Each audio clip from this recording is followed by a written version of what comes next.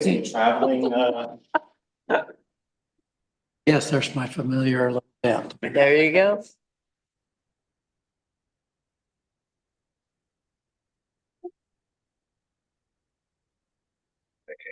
I can't hear him.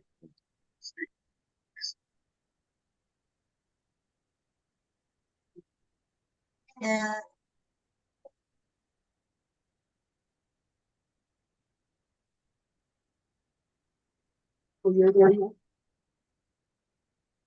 Yeah, I'm saying.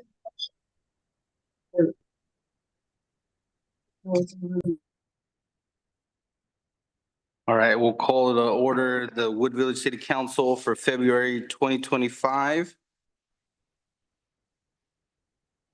Claire, would you read the land acknowledgement? Yes.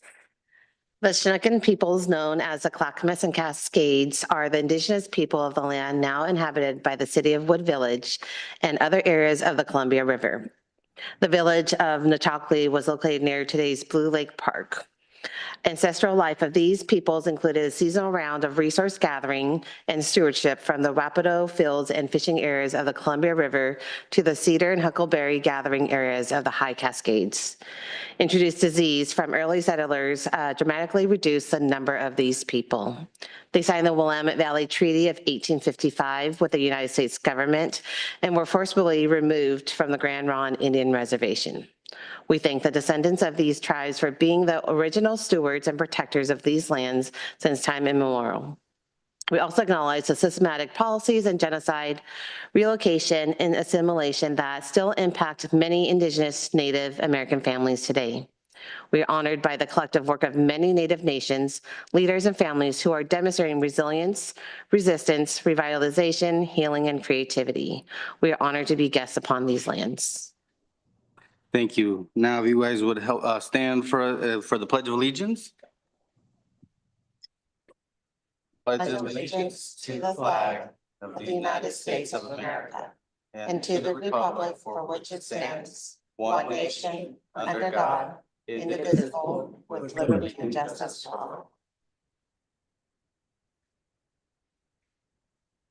All right. So tonight we have is a special night. We will be awarding two amazing community members that have been in this community for quite some time. And I would like to invite former Mayor Councilor Minor to say a few words in honoring Stan and Rita Dirks. Thank you, Mayor. And I am going to come on screen because I know y'all want to look at me. But I'm pleased to be able to virtually do this stand for you.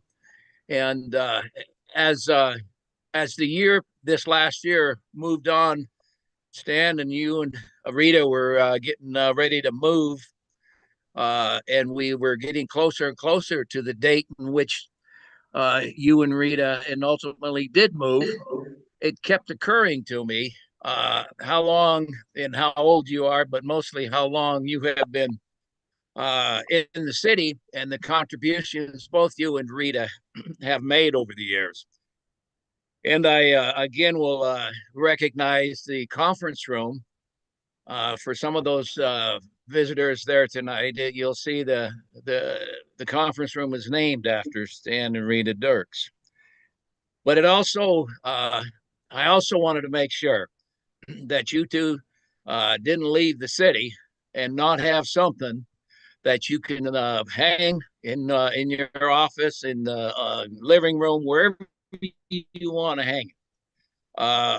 But a plaque commemorating your contributions to the city and the contributions to our residents. So, Stan, I'm proud to be able to speak from here in your honor and Rita's honor, and I know that the mayor has plaques ready for you, I believe. So, thank you, Mayor, and again, congratulations, Stan and Rita. Before presenting this, I just want to open up and allow other counselors, if they have any words to say, please feel free. Boy, I've known them for a long time. Wow, it's really sad to have them leave because I used to bump into Rita in the morning, walking my dog, and Dan was always good for a few laughs and go. And it's great that your son is running the city now. And you must be very proud of him. But I'm still sad that you're gone. So good memories.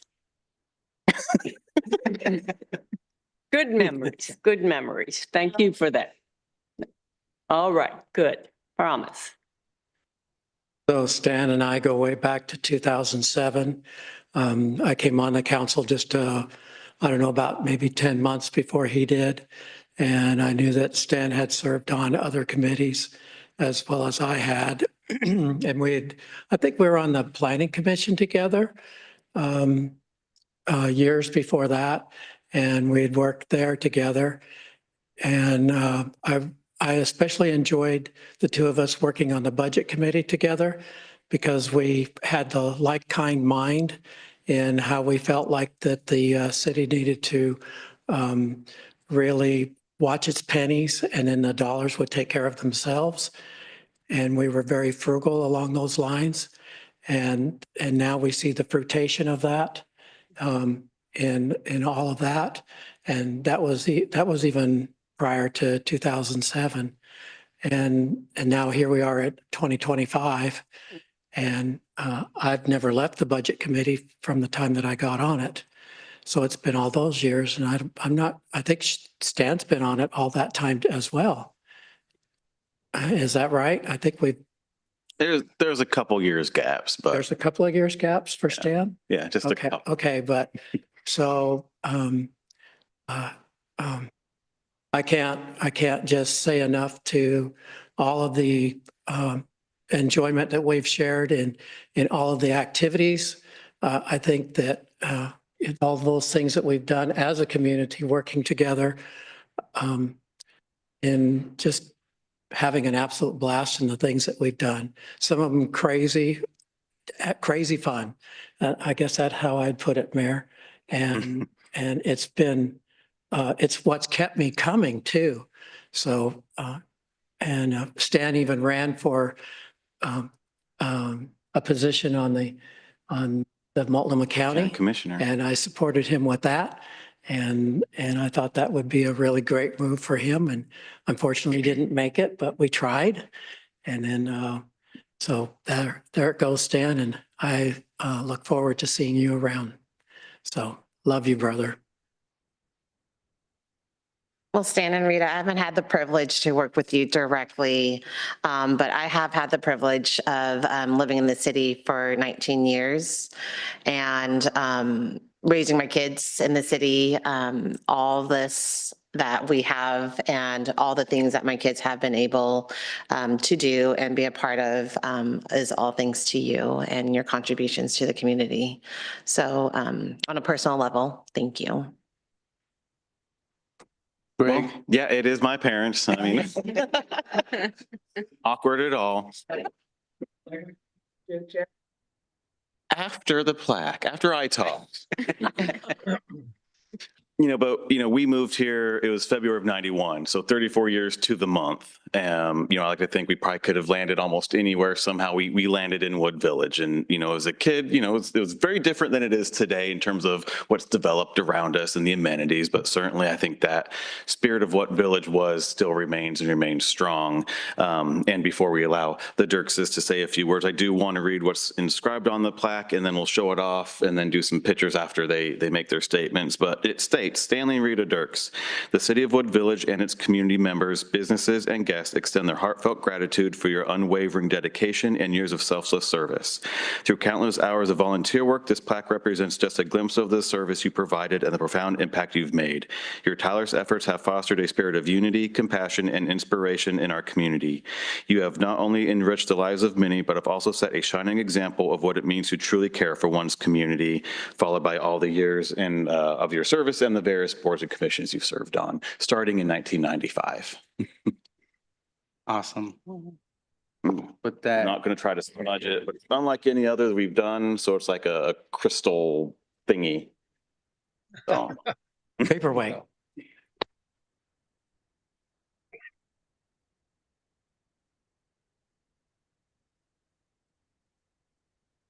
Beach, beach.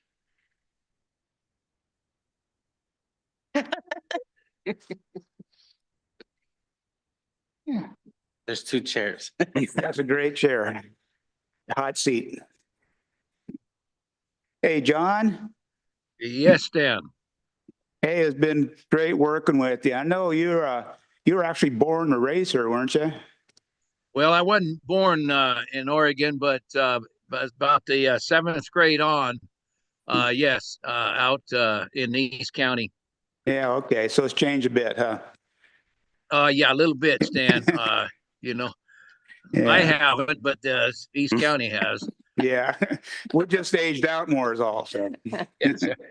well, it's been a real fun privilege actually being the volunteer of this city. It's part of my my mother was a big time volunteer. She was like a den mother, PTA president, worked the elections and stuff. So it's kind of in my blood, I guess. So something I enjoy doing. It's a wonderful city. And Pat and I, we go back to 1995. Oh, geez. We worked at the same oil company then. So, and then a That's few years right. later, she wound up in Wood Village. So, and that's all better for Wood Village. So, one of the really first people who really got involved with the parks. I mean, she's probably the one that's really brought the park system up to where it is today. So thank you, Pat, for that. And Mark, you know, you two guys got me in this situation to begin with when you appointed me back in 2007. You know, I got that phone call from the mayor at the time and said, hey, Stan, you want to have that position? You gave me that position to be on council, man. I was like sky high. You know, it was fantastic and it's been a great experience. I guess some of the best times are the cleanup days, like you're talking about. You know, we got pull some stuff out of the dumpsters and start playing with it. You know, bowling balls and pins and basketballs and toy cars and all kinds of stuff. Those are some of the great times. So, and we can't forget this guy in the corner here, Jeff. He's why we're not in jail. Man, he's great, and he's been at the city for longer than anybody. Yeah, 1988. yeah, 19, yeah, Wow. time. So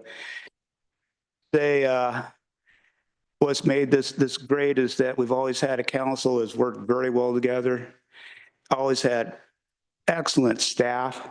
To keep us informed and also keep us out of trouble, you know, so we're making good decisions.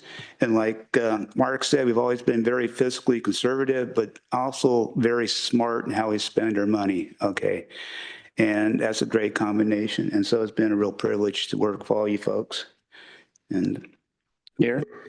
Well, I am much more comfortable in the back cleaning pumpkins or doing something than sitting here. But I got involved mostly with the Parks Committee for the Easter egg hunt with Marie and Jack along, I don't even know the year. But Back in 95 or so. I Yeah. couldn't tell you. But anyway, so I'm just happy to volunteer wherever it was needed. and we're so happy to have you clean pumpkins. I will be back. And Greg was a volunteer about the age of, I don't know, 8 or 9, because I needed help with the egg hunt. Yeah. So, but yeah, Wood Village was a great place to raise kids and I'm sure still is. Yeah. Well, I think we said enough. Let you guys get back to work, but thanks for everything. And We do need a couple of photos before. and we do have to, I told you I have photographs, so. Once again, thank you, Greg. Once again, thank you, Stan and Rita, for your commitment, You're very- your service. No. No, I know you won't, so we'll see you around. Okay.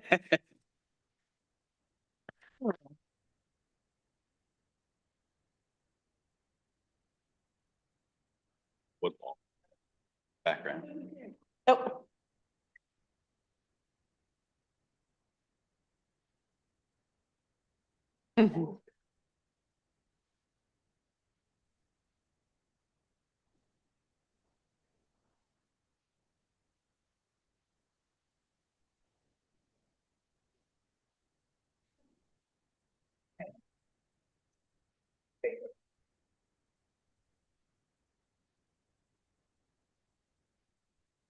Much better, Rita, much better.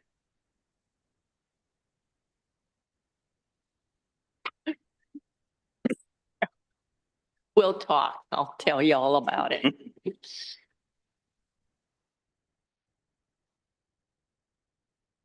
Yeah. I can bring her. Awesome. Well, Yeah, thank you'll you so talk much later. once again. Now we'll move on to citizen comment on non-agenda I items. need her. I'll go get it. Okay, because your dad's fine. Thank you. Right. I think you'll need to say that again. All right, we're going to move to citizen comment on non-agenda items, and I think we have one. Come on up. Hello. Oh, What an act to follow up on. As a matter of fact, the Easter egg hunt is pretty cool. I remember taking my daughter to that when he flew in on a helicopter, Oh, the yeah. Easter bunny. That was pretty neat. So my name is Stacy Bloom. I'm actually, I own East County Pickleball Courts here in Troutdale, Oregon. And I just wanted to share with you guys a group that I'm a part of and things that we're doing in East County. I'm here speaking on behalf of the East Metro Leaders Roundtable, a group that was formed early in 2024 to try to bring focus and attention back to East County, and here to share with you the efforts and success that we've had so far. And we had a recent housing summit at Mount Hood Community College. I'm actually a longtime resident of East County, moved here in 1992, graduated from Gresham, went to Mount Hood and Portland State, but my roots are here, owned businesses, and really love our area, Troutdale, Wood Village, Fairview, Gresham. This is a good group of people that have really tried to refocus and bring efforts back to East County. And your wonderful mayor is actually a part of our group, and it's been an interesting journey, and I think we're doing really good things.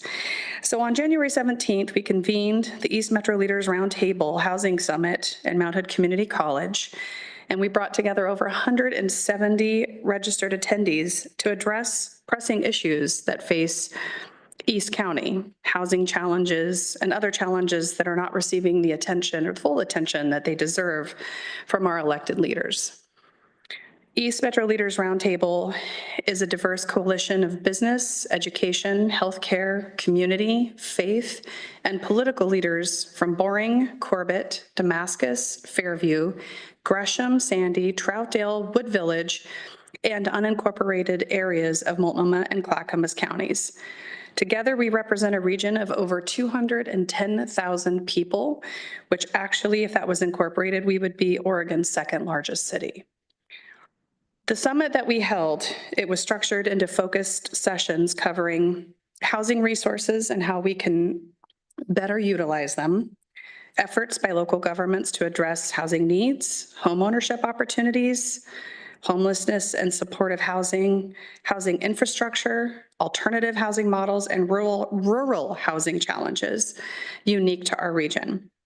This event was a first step in a larger effort, and we hope to host another summit soon and ultimately hold them twice per year to continue this critical dialogue and drive meaningful action. For this particular summit, our key objectives were to get leaders from different sectors talking together in the same room about expanding housing supply, breaking down barriers and silos to foster collaboration and develop actionable solutions, and learn about new funding sources and innovative housing strategies that have been successful in other parts of Oregon. The strong turnout and productive discussions made one thing clear: East County cannot afford to be ignored any longer. We need regional coordination, leadership, and action to move beyond talk and toward real solutions. So we are urging council to prioritize housing, commit to collaborative solutions, and participate in our next session as an active partner in bringing East County to the attention of all of our elected officials.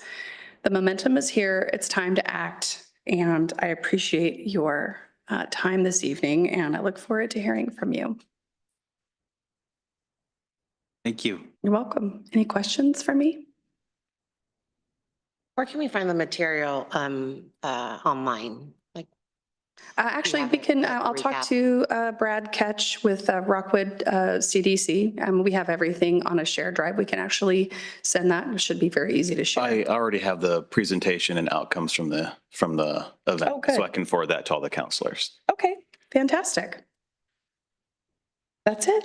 Well, thank you so much, everyone. I really appreciate your time. Thank you very much. You. All right.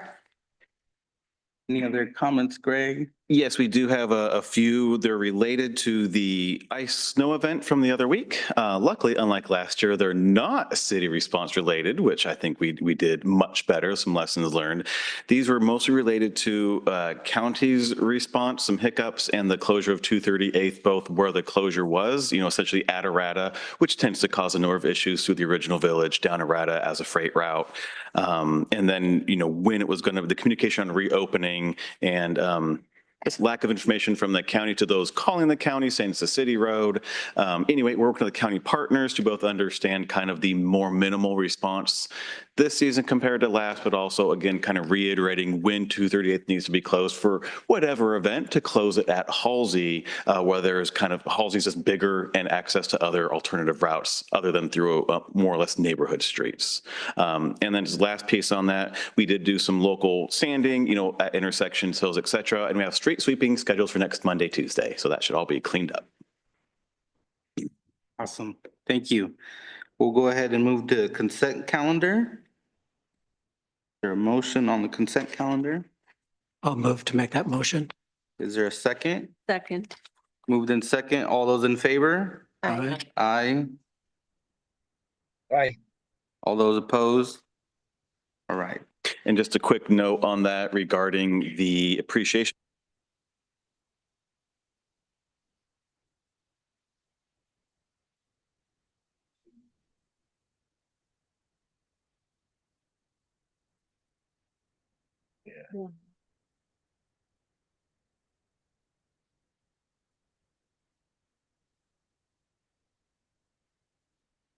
Would be the.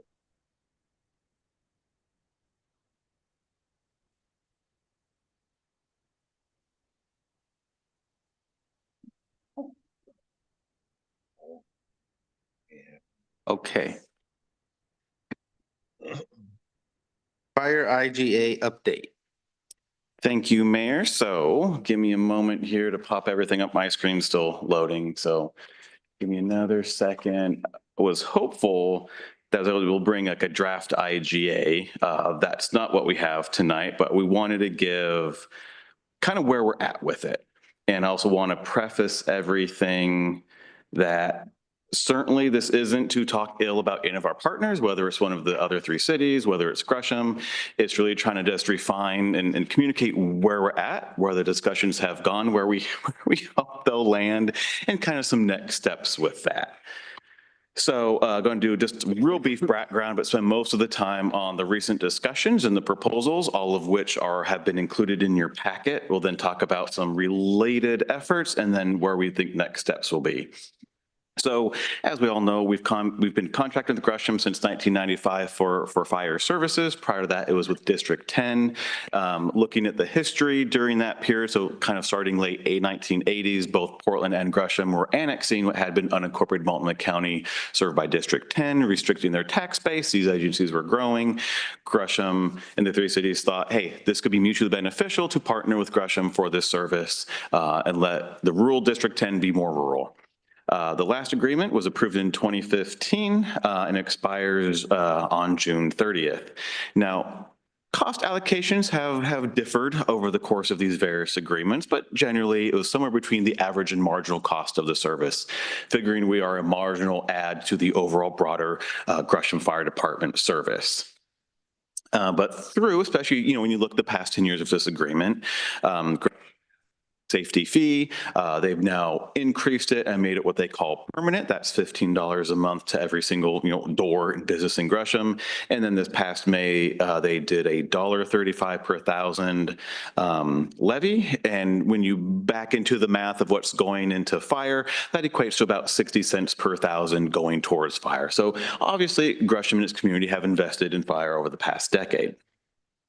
So in recent discussions, in September, Gresham sent kind of an opening letter And in that requested full cost recovery, so no longer looking at that average or marginal cost, but here is what we feel is the full cost of the service. And they did it based on a cost per population number.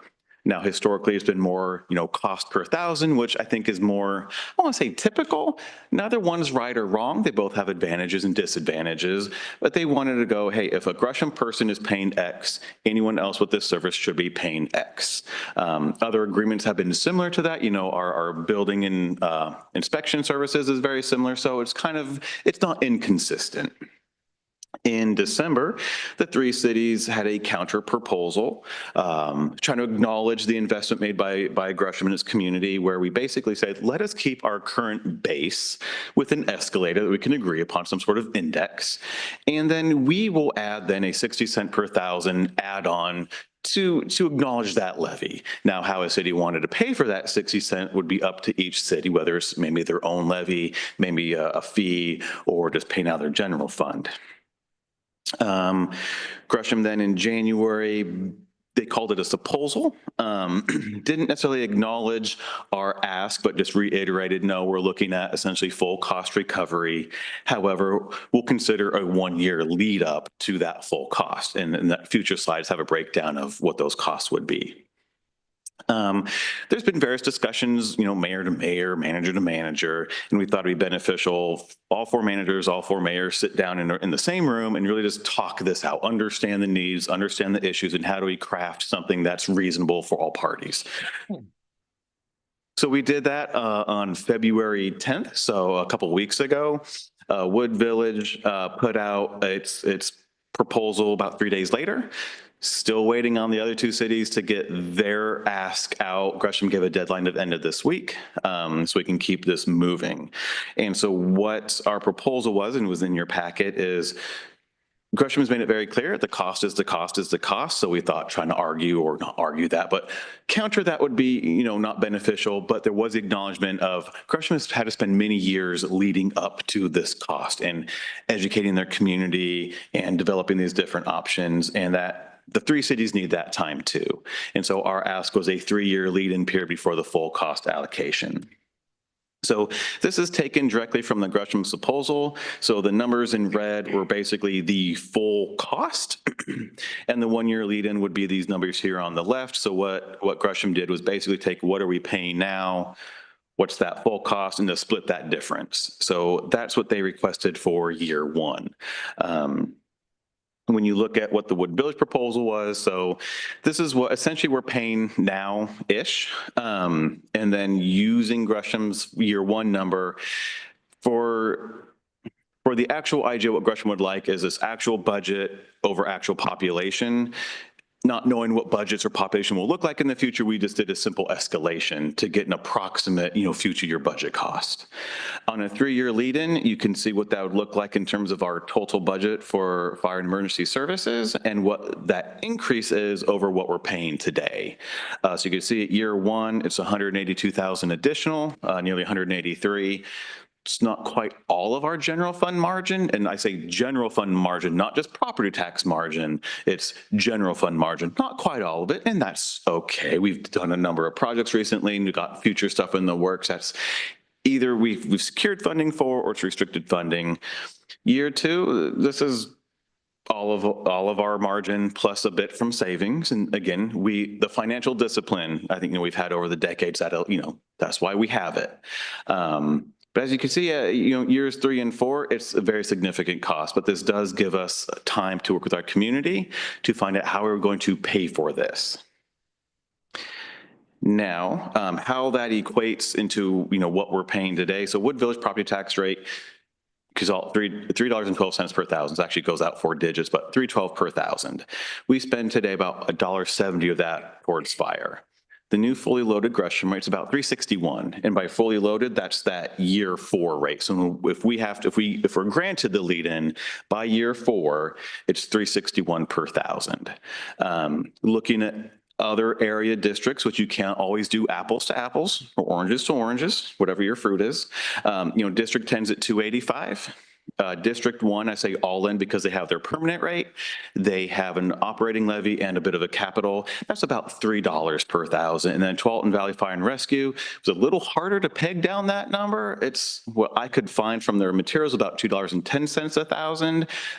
Again, apples to apples, it's a very larger district over some very wealthy areas, so you can't quite compare that. But what this means is at that 361 rate, I mean, you're paying a platinum premium price.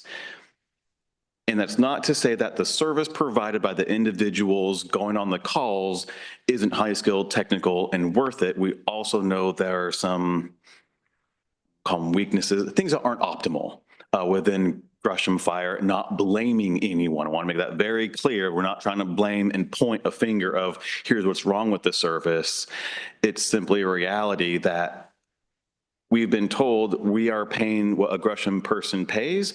We are also buying the current service as it exists.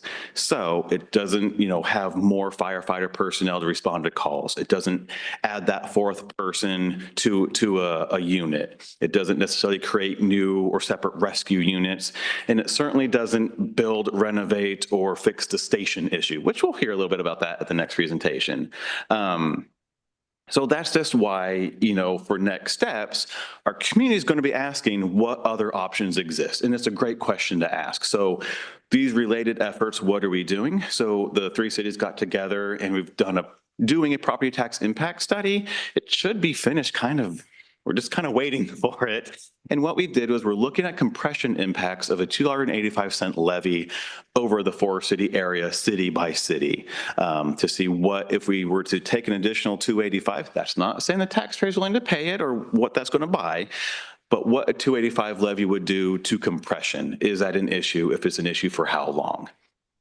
Again, we should have that kind of in a week, I would hope. We are also working with AP Triton for a comprehensive service study that looks at, what are we getting today, the service, the standards, the cost, and then different other alternatives with the recommendation of an alternative. We were supposed to have a technical review already in hand.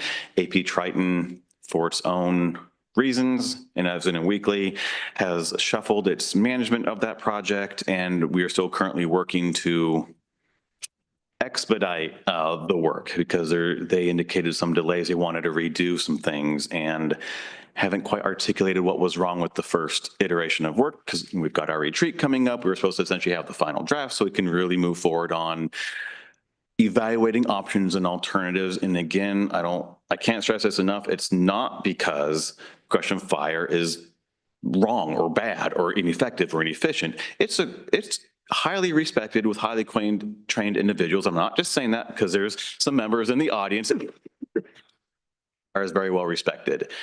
It's also true that at 361, our community is going to want to know what options do we have, what's that service, and what are we willing to pay for? And that's what we're going to try to help answer. But again, kind of a related effort because at the moment we still need an agreement in place with Gresham so our community is protected, can keep fire insurance. So when someone needs advanced medical support or life-saving, someone will respond. So hopefully at our second meeting in March, we're at least bringing that draft IAJ forward. I know Gresham wants to know what's going on because they're in budget season, we're in budget season. So hopefully we can bring at least that first draft reconsideration in March, adopt in April, as I think the hope on a lot of parties. Certainly work with AP Triton to at least expedite the technical review so we have some food for thought, especially working at our retreat. And then that is the main focus of our retreat is what is kind of the future of fire? How are we funding it? How are we working with our community to both educate and, it will come with an increased cost and what does that look like? So I want to pause right there, said a lot. What questions do we have at this point? Questions? You've actually answered all the ones that I had. So that we're basically sitting and waiting for the other two cities. That's what I got out of it. And I mean, that's I don't want to say my hope. question right at the very beginning of all of this, when we were putting it all together, is that the other two cities are what we're going to end up waiting on.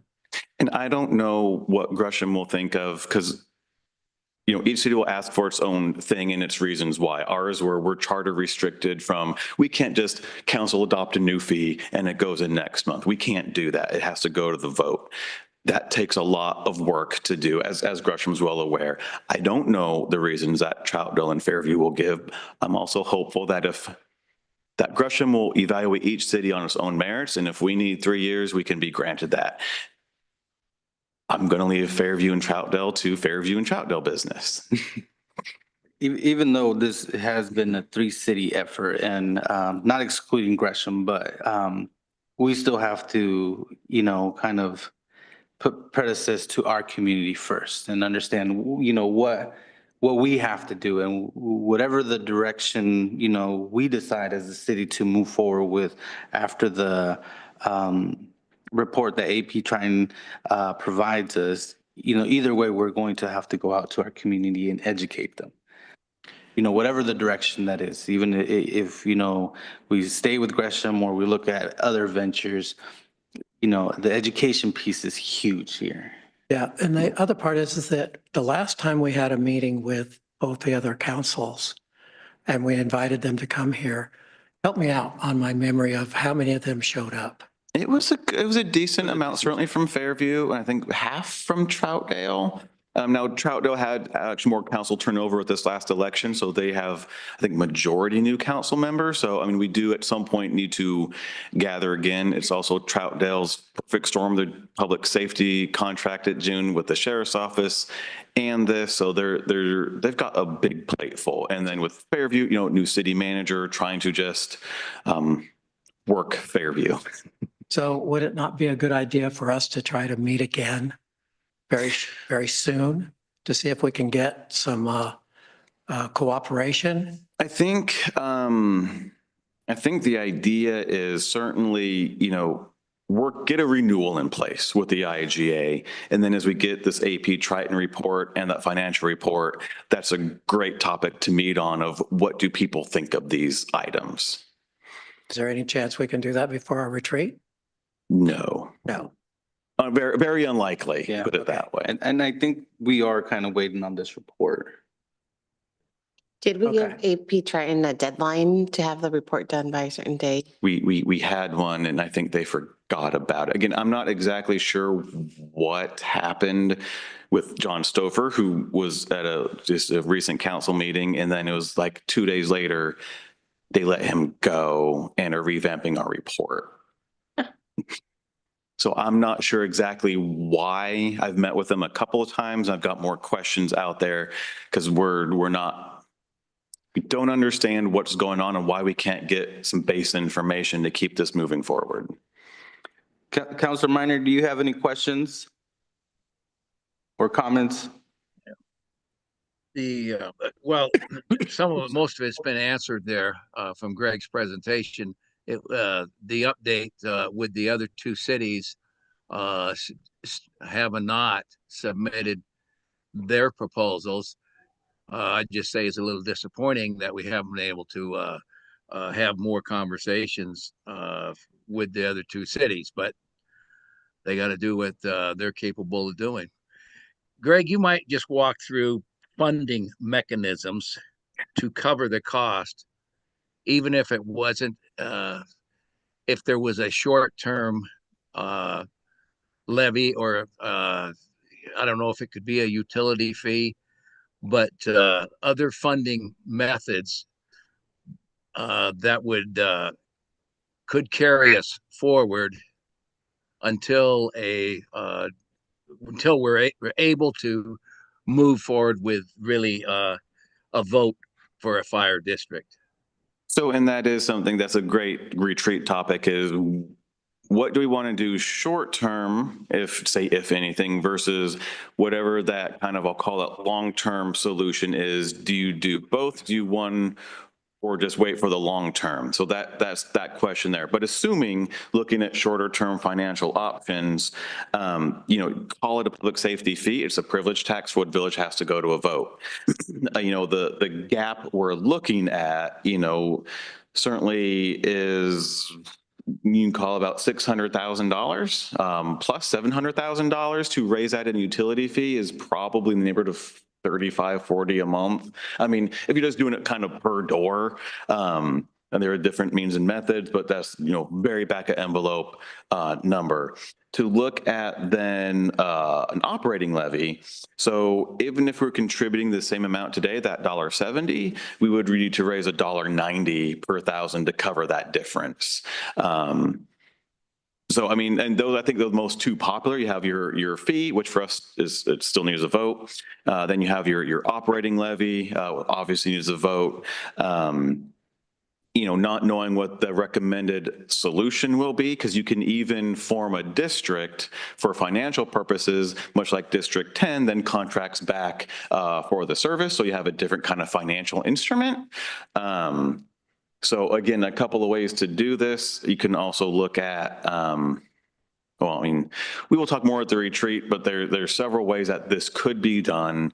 And again, hopefully if Gresham is willing to, work with us. So in your report, it kind of notes under this methodology, it's, I believe, an 80% overall increase to us, and it returns 70% of what it would have if there was no lead up at all. So, I mean, it moves the needle quite a bit. I like to believe it creates a compelling story for Gresham's community that we're, paying up as requested, but also allows it to be, I'll call it, give us time to not break the bank in those first couple of years while we do that education outreach and financial mechanism.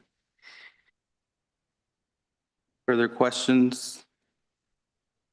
And again, like Greg mentioned, we'll have a further discussion at the council retreat. And the goal when the 4 city managers and the mayors met was really to kind of share information that maybe otherwise wasn't shared. And for us was needing this time to go out and educate our community, regardless of whatever funding mechanism we decide to do. And I think some of it, let's say, call it clearing the air. I mean, there've been some newsletter articles, whether it's in the Outlook or otherwise, and maybe some things, I won't say taken out of context, but read differently. And it was just trying to think, just both sides coming together to understand where we're coming from.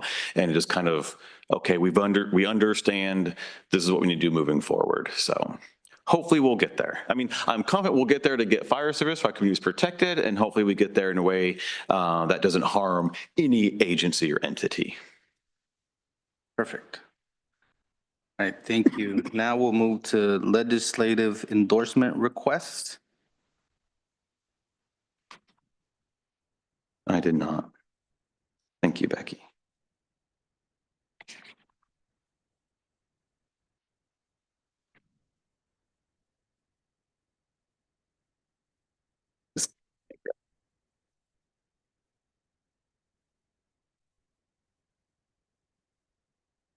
Okay, so at your last meeting, there were a couple of requests for endorsements, and we need some more time to learn more about them, consider them. So that's what we're doing this evening.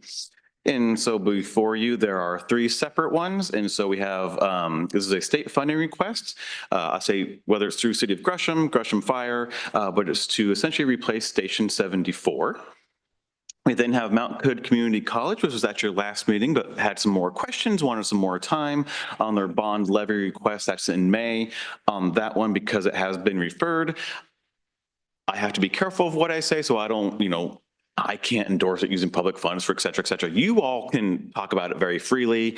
And the college was in front of you. They kind of did more detail about that project list. Wasn't in time for your packet, but it's in front of you. We'll touch on it. And then we do have representatives from both Gresham Fire here that could talk a little bit more about the station project, and representatives from the college for, maybe another few quick statements, or to, again, answer questions that you have. So about council endorsements, and looking through the various council policies we have, it wasn't written, but we do recall from a long ago council meeting that for a full council endorsement needed a unanimous vote of the council present. That doesn't preclude, if that vote is not affirmative, individual councilors can still endorse, oppose, be neutral on any measure they want as that individual councilor. How we have this set up is to go kind of through each 3 of those items separately, and then, consider it, move on to the next item. But certainly if you just want to wait till the very end and consider them that way, this is your meeting. So Happy to help talk about Station 74. So this is the fire station at 192nd and Halsey.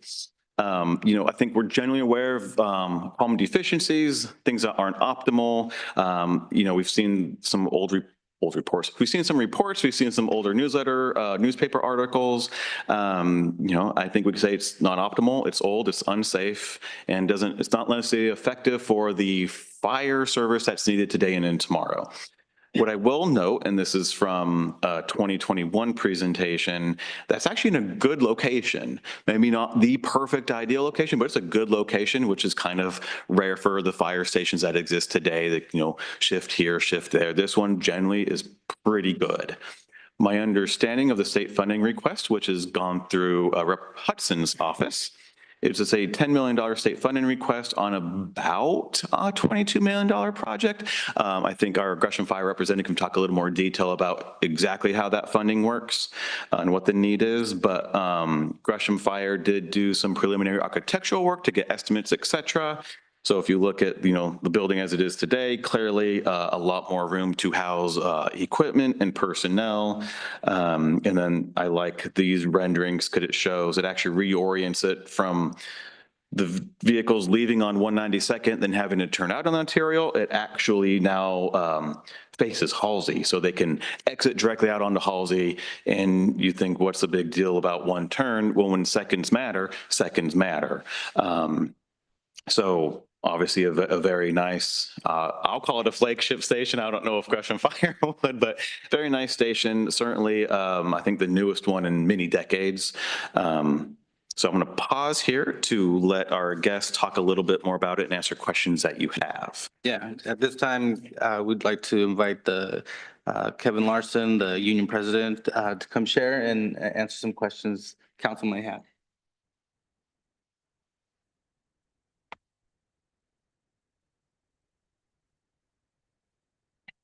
Hi there. I am, like I said, I'm Kevin Larson. I proudly represent the over 100 men and women that provide fire, life safety, and emergency services to Wood Village, Gresham, Troutdale, Fairview, and East Multnomah County. So I'm the president of their local, and I'm proudly to do so.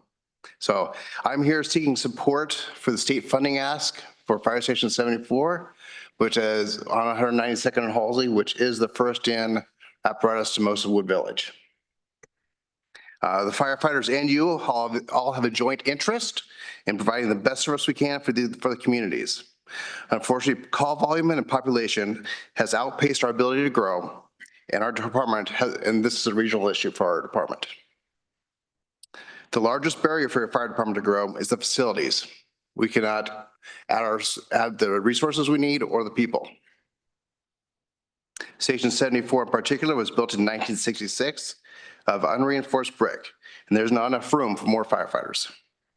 Some key eye-opening issues with the station is brick construction, so it will not withstand an earthquake. Hopefully it doesn't fall on the firefighters, but we will not be able to respond to the community. There's no ability to add resources for a growing community and our call volume. Firefighters are literally living in closets with no secondary egress in the basement of that station.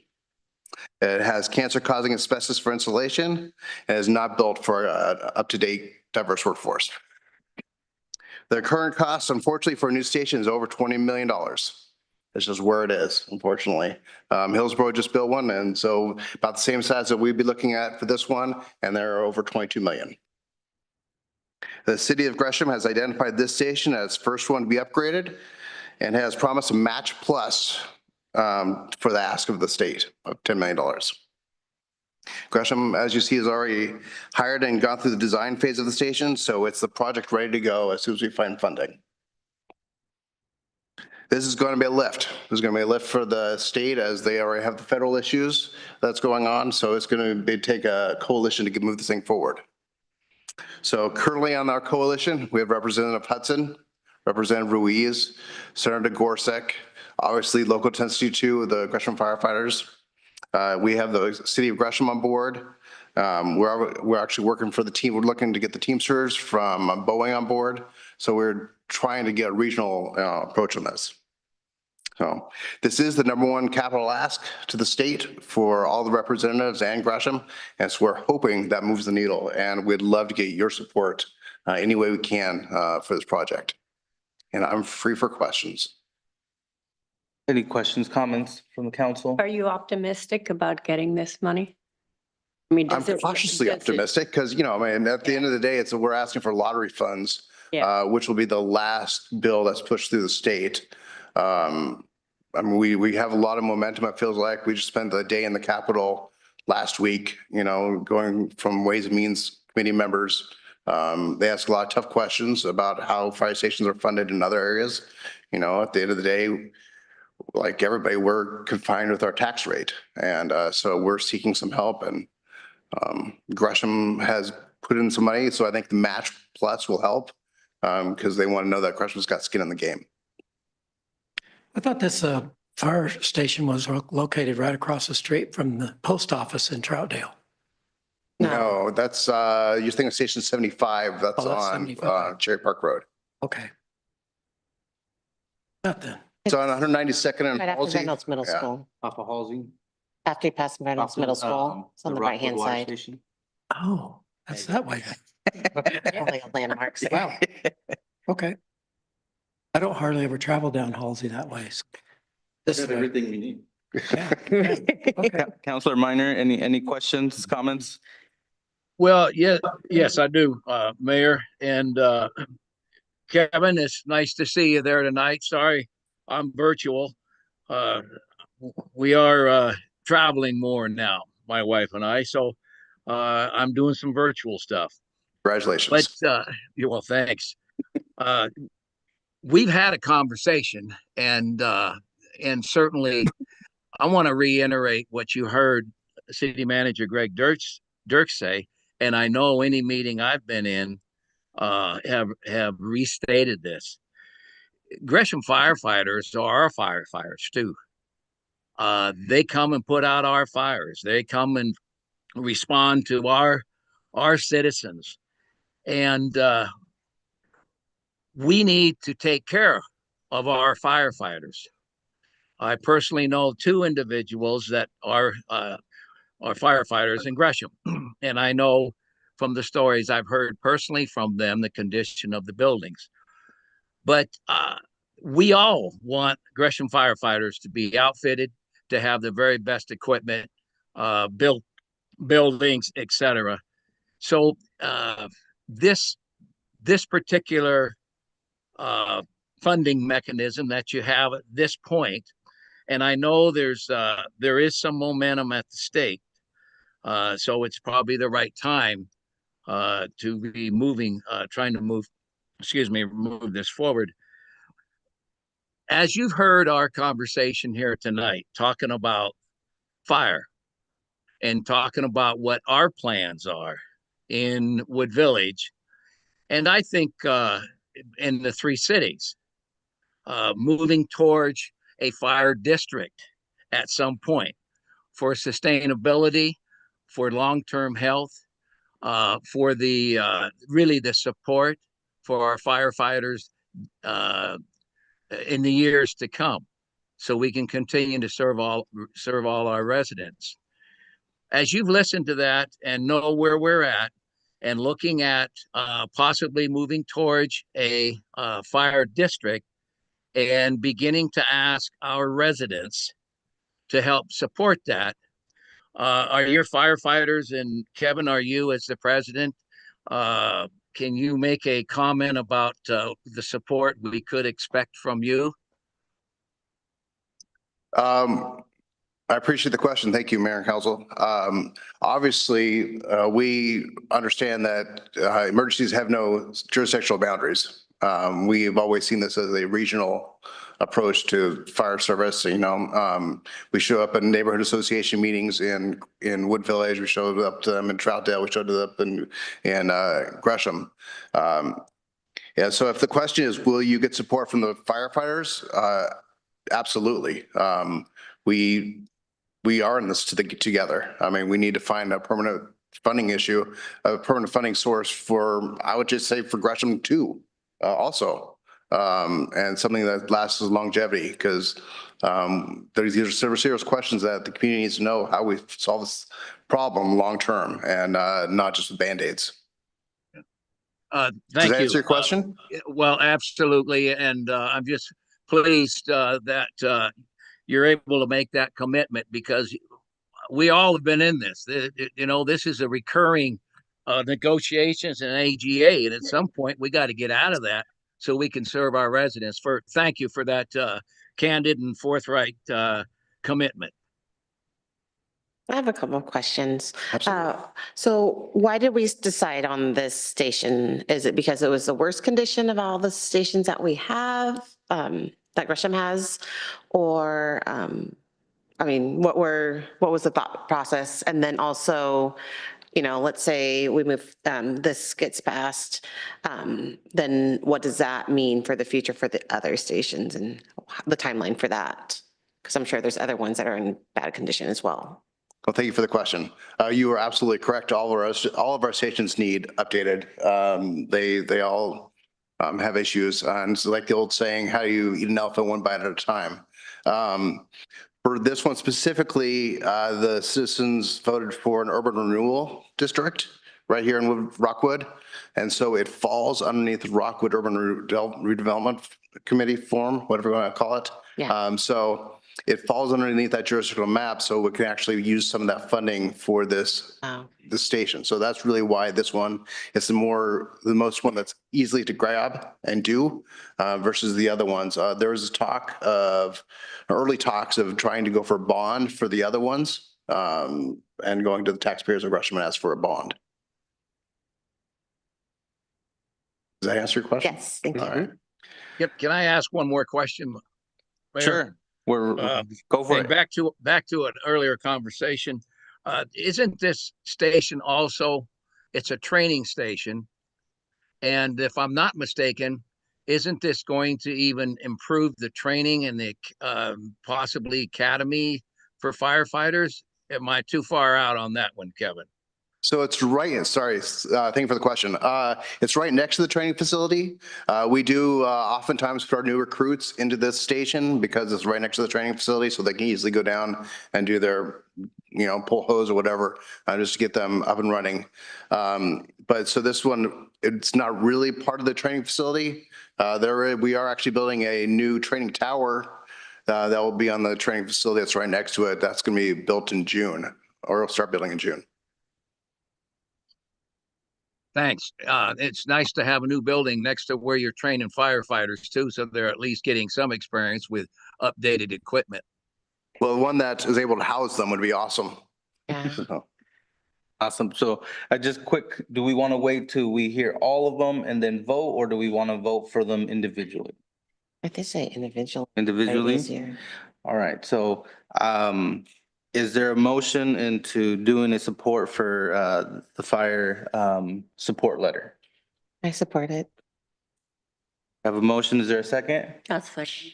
All those in favor? Aye. Aye. Unanimously pass. Thank you. We will get something. Firefighters, thank you. I have my cards here, so when the time comes that you want us or help us, I'll be there. So. Awesome. Yeah. Thank you so you. much. Of course. All right, now we'll do the Mount Hood one, Greg. Yeah, so just quick next step on this. I'll certainly let Representative Hudson, Senator Gorsuch, and Rep. Reeves know. And then that support will look as what they need to continue this movement. Perfect. All right, on to the next one. Mount Hood Community College. They were at your last council meeting to discuss their bond levy, which is about 25 cents per thousand on assessed value within their jurisdictional area, which I have a map of what that is here. So generally, it's basically to upgrade aging facilities. And in the sheet in front of you really spells out those targeted improvements. Some of them related to classrooms, whether it's their labs related to like nursing or CTE, or their science labs to update for modern equipment and safety, classroom technology and some modernization there. There's also things such as this kind of some windows, doors, roof, HVAC for their IT systems. So if schools are doing more remote, there's more servers. And as we all know, climate controlled room. The other pieces are extending the Wi-Fi coverage and campus safety and security with, kind of automatic locking doors, notification systems, dispatch systems, just really kind of hitting the bullet point high notes of that. But essentially, it's 25 cents per thousand of assessed value. For the average home within that boundary, it's about $5 a month or $60 per year. This was sent over late last week just to kind of show the partnership with the college and the Reynolds School District. So dual enrolled students is basically those that are in high school, but also getting college credit. You see the numbers there, and these are as of mid-April of 2024.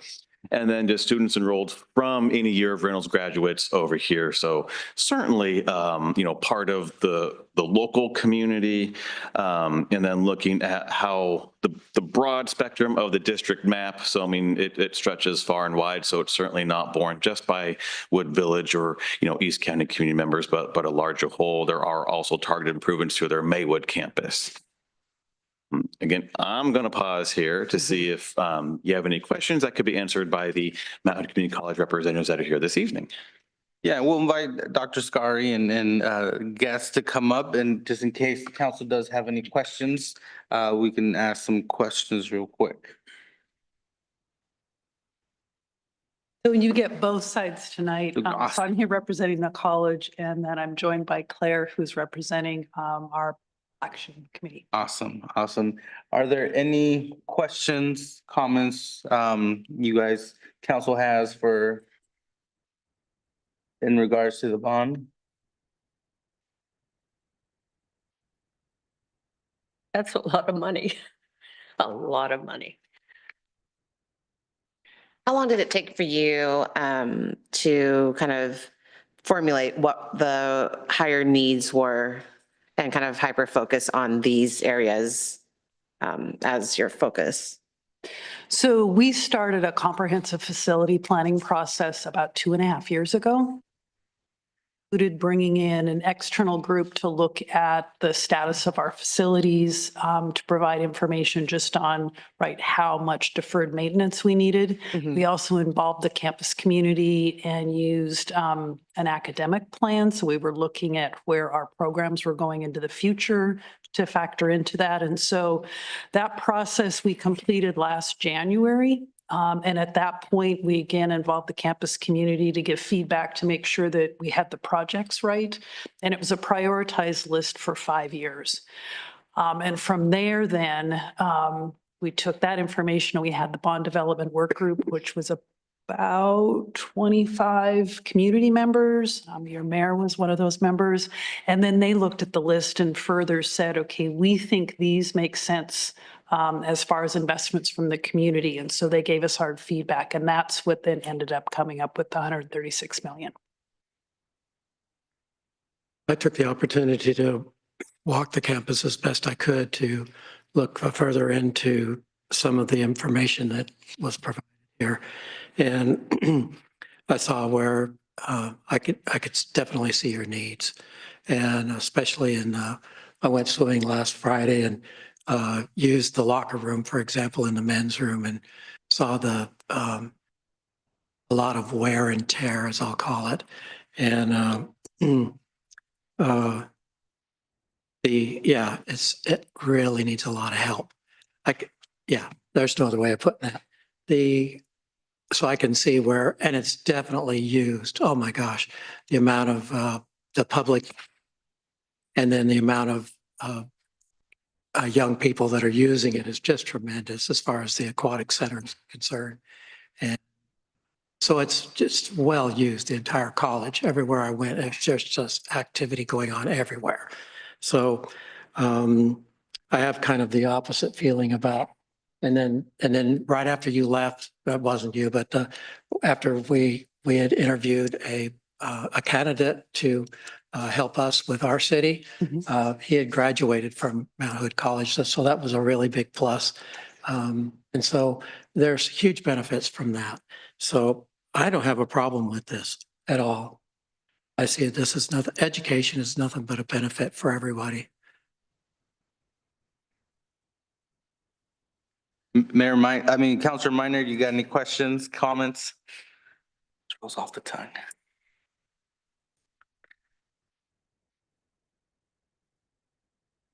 No, I just want to briefly just mention, being part of this work group, it was very different once we did start taking the tour. The tour, visually seeing the building and its age, but also what the college has tried to do to mitigate some of those deferred maintenance. I mean, again, it's been 50+ years since a bond has been passed, and so many community members, so many other folks have gone through that facility.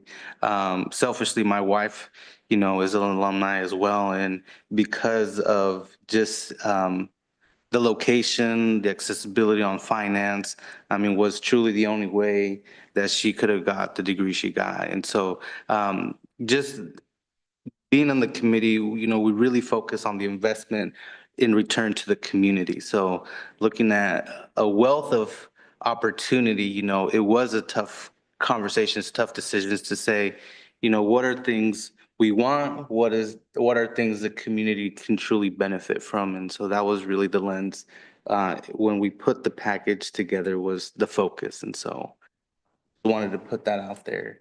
You guys kind of knew that. It's not a flimsy set of buildings in the No. first place. It's and that kind of, that's what makes it hard for like the internet and the Wi-Fi to move around in it. And so that's going to be real, it's going to cost a lot to put that in each one of those rooms and stuff. So those are the pluses and minuses when you do that kind of thing. So the buildings are there to stay. I mean, we talk about the fire department, for example, earthquake will knock them over. I don't think that's going to be the problem for those college buildings. Some pieces of it. Well, okay. I'm just, okay. You would probably know that more than me, obviously, since you took a grand tour of it. I went to Mayor? school there, and when I went back a few years ago, no, it was Couple of years longer. ago? It was a couple of years ago. I lost track of time, but I went for nursing, and the labs were not up. I mean, at that time, I felt like it was, but it's still there were could be better, right? And I think having the right resources, the right this classroom setup is important for our students. My daughter goes to Cal, gets college credits through Mount Hood. So all in all, it does benefit our community, and it's going to be good. Counselor Minor? Yes, thank you. First, I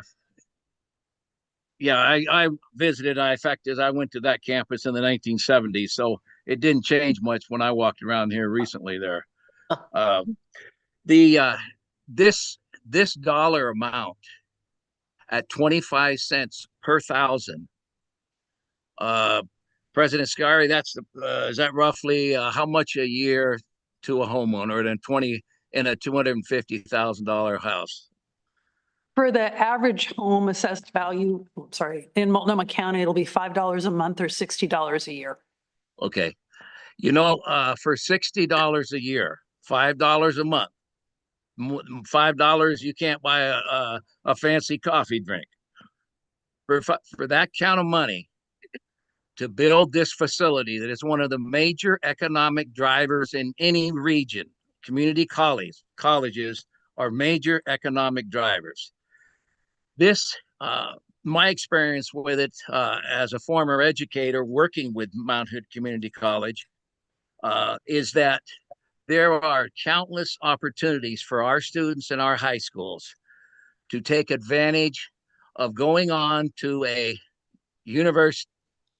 college, university, further education than they could ever afford, nor perhaps even get into because of transportation costs. But having a community college in a community that's serving 4 or 5 high schools is a fantastic resource, and it needs to be supported. I've watched kids go through their dual credit program, And my own niece, my own granddaughter finished high school with an associate's degree and went on now at Portland State. That couldn't have happened without the opportunity that Mount Hood Community College provides our students in our high schools. So at $5 or $6 a month, there isn't a question in my mind that this needs to be, we need to work hard on this bond. It needs to get passed. I've worked on previous bonds that didn't make it, but there's not a question in my mind. The cost of education and the cost of this resource for our community at 25 cents or about $60 a month, or excuse me, a year, is somehow too much money to ask. Awesome. With that, I would entertain a motion in support. I move to support Mount Hood Community College in the bond levy request for the 25 cents per 1,000 of assessed value. I'll second it. First and double second. All those in favor? Aye. Aye. Or letter will pass. Thank you. Thank you so much. Right, and now we'll move on to Senate Bill 703. All right. Last one here. Oh, go back to that map. Yeah. We're not on there. Our To names be on- fair, I had to struggle to find a map I could blow up that was good. Maybe that's something those that are here can, work on and extend us a little bit. But you're right. I should have at least added us in. Yeah. Arrow, maybe, something. Greg Sandy's on there. Yeah, I know. Right? Really good one, but it was really small graphically. So when you blow it up, it was meaningless. So I stole that from some other presentation. All right, Senate Bill 703. I'm not sure if it has like a fancy name. I call it immigration navigation.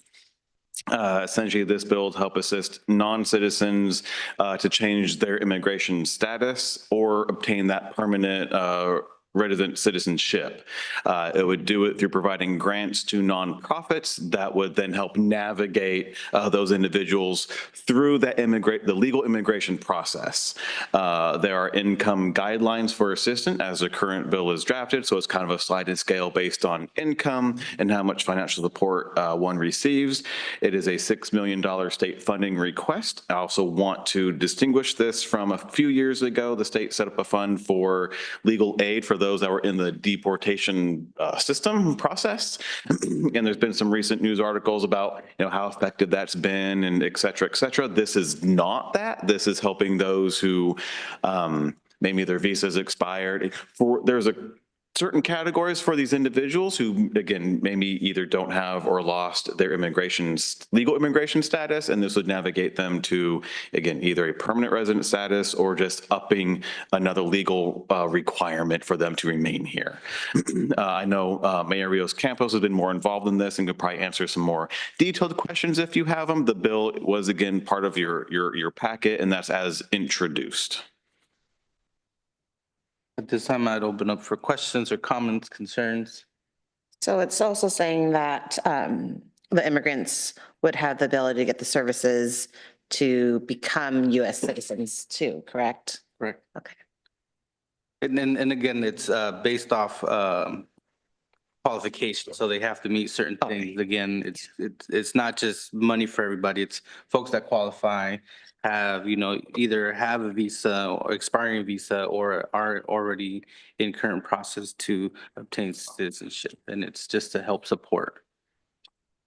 It does cost a lot to become an American citizen. That's one of the things that's really quite a hump for people to get over. I've learned that through friends that have, the entire family except for one person hasn't made it yet. So these grants, where are they coming from?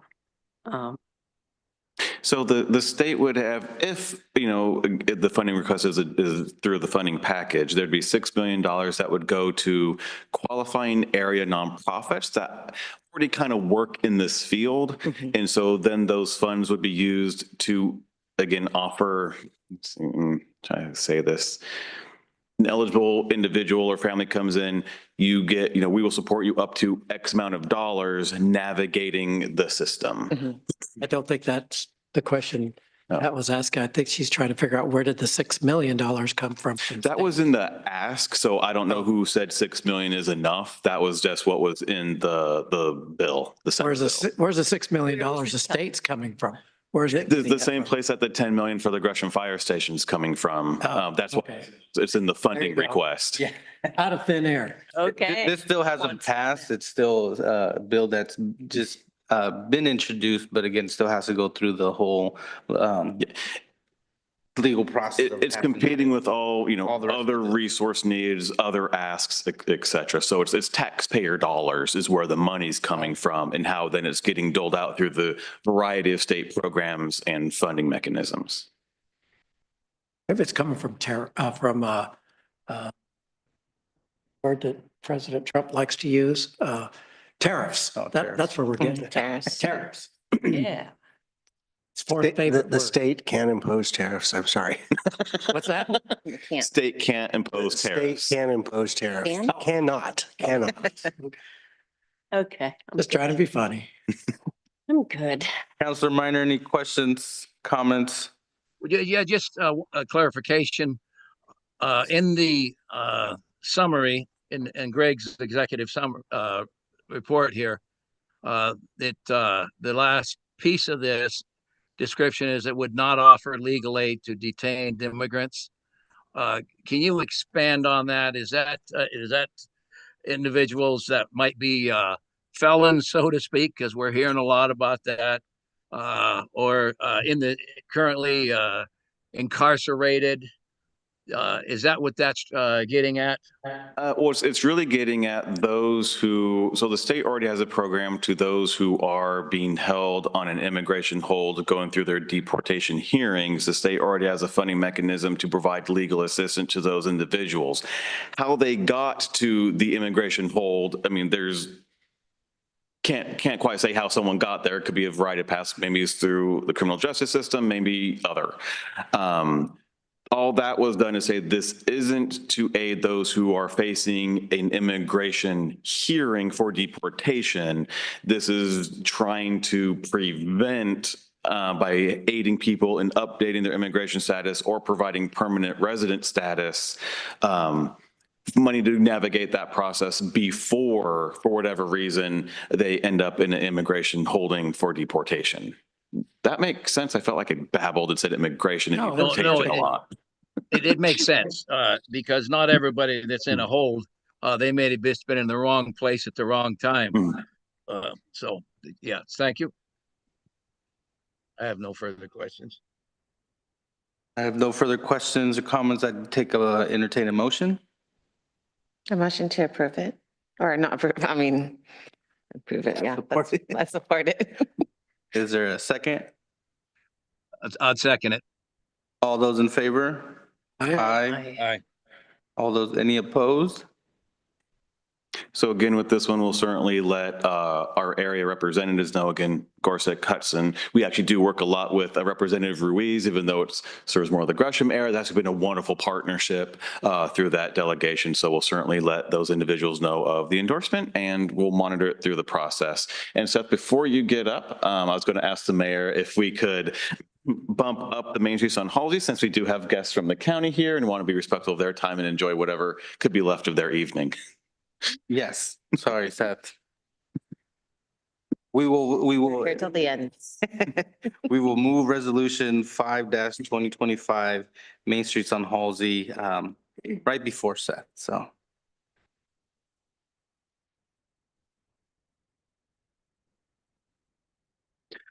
All right, so this is resolution 5-2025, looking at street template adoption. Again, this was brought before you at your January 14th meeting, so don't want to spend a lot of time on the background, but just enough to remind you what it was and that council discussion. But again, Main Streets on Halsey has been a 3-city initiative since 2016. We've done zoning and development code updates, economic analyses, land review and updates. This latest project was a road update template review with the idea or goal to build out Halsey in a manner that flows through each three communities, so it's 3.5 mile stretch in a way that's both cohesive and unique to each jurisdiction, and that provides meaningful experiences for all modes of travel. So this is that about 3.5 mile stretch. It's been divided up in essentially 3 nodes or zones. We've got the Fairview area, which has a bit of residential, little piece of commercial. The Wood Village area, which is essentially all commercial. Then what we call the Edgefield section.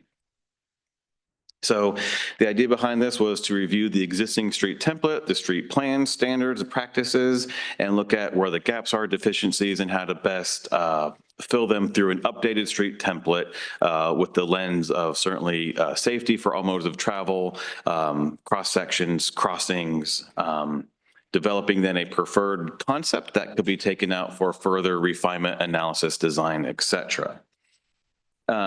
This was then the cross section for the residential zone, which is not anywhere in Wood Village. This is predominantly through the community of Fairview, but they had some alternatives with it.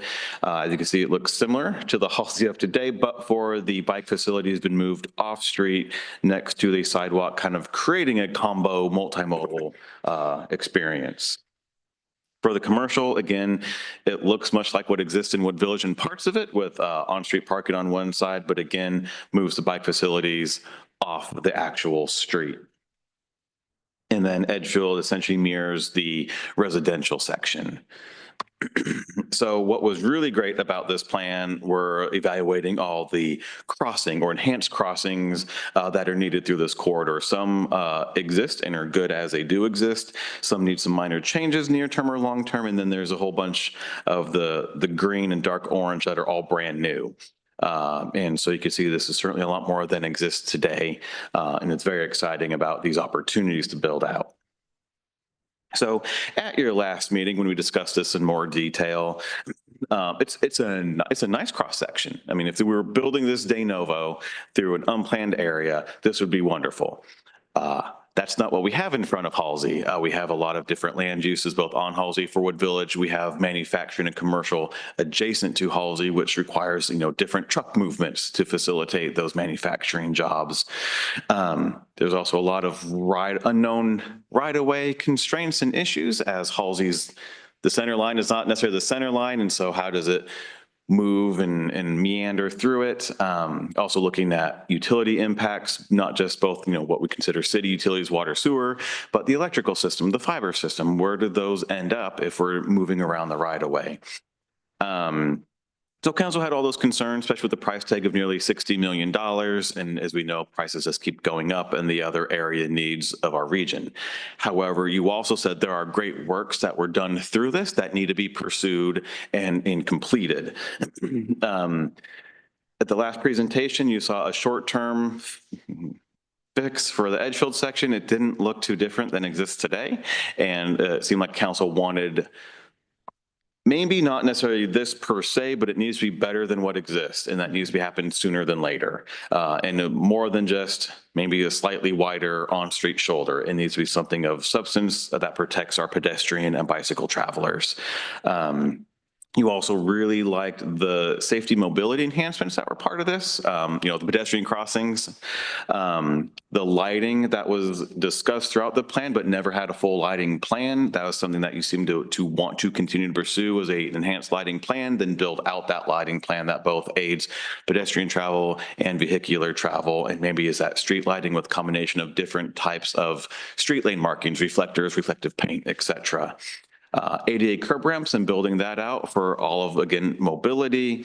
And then intersection improvements that aid without impeding all modes of traffic. Again, 238th and Halsey is a freight mode, both regionally and locally. And, that treatment may look different than other intersections through this corridor.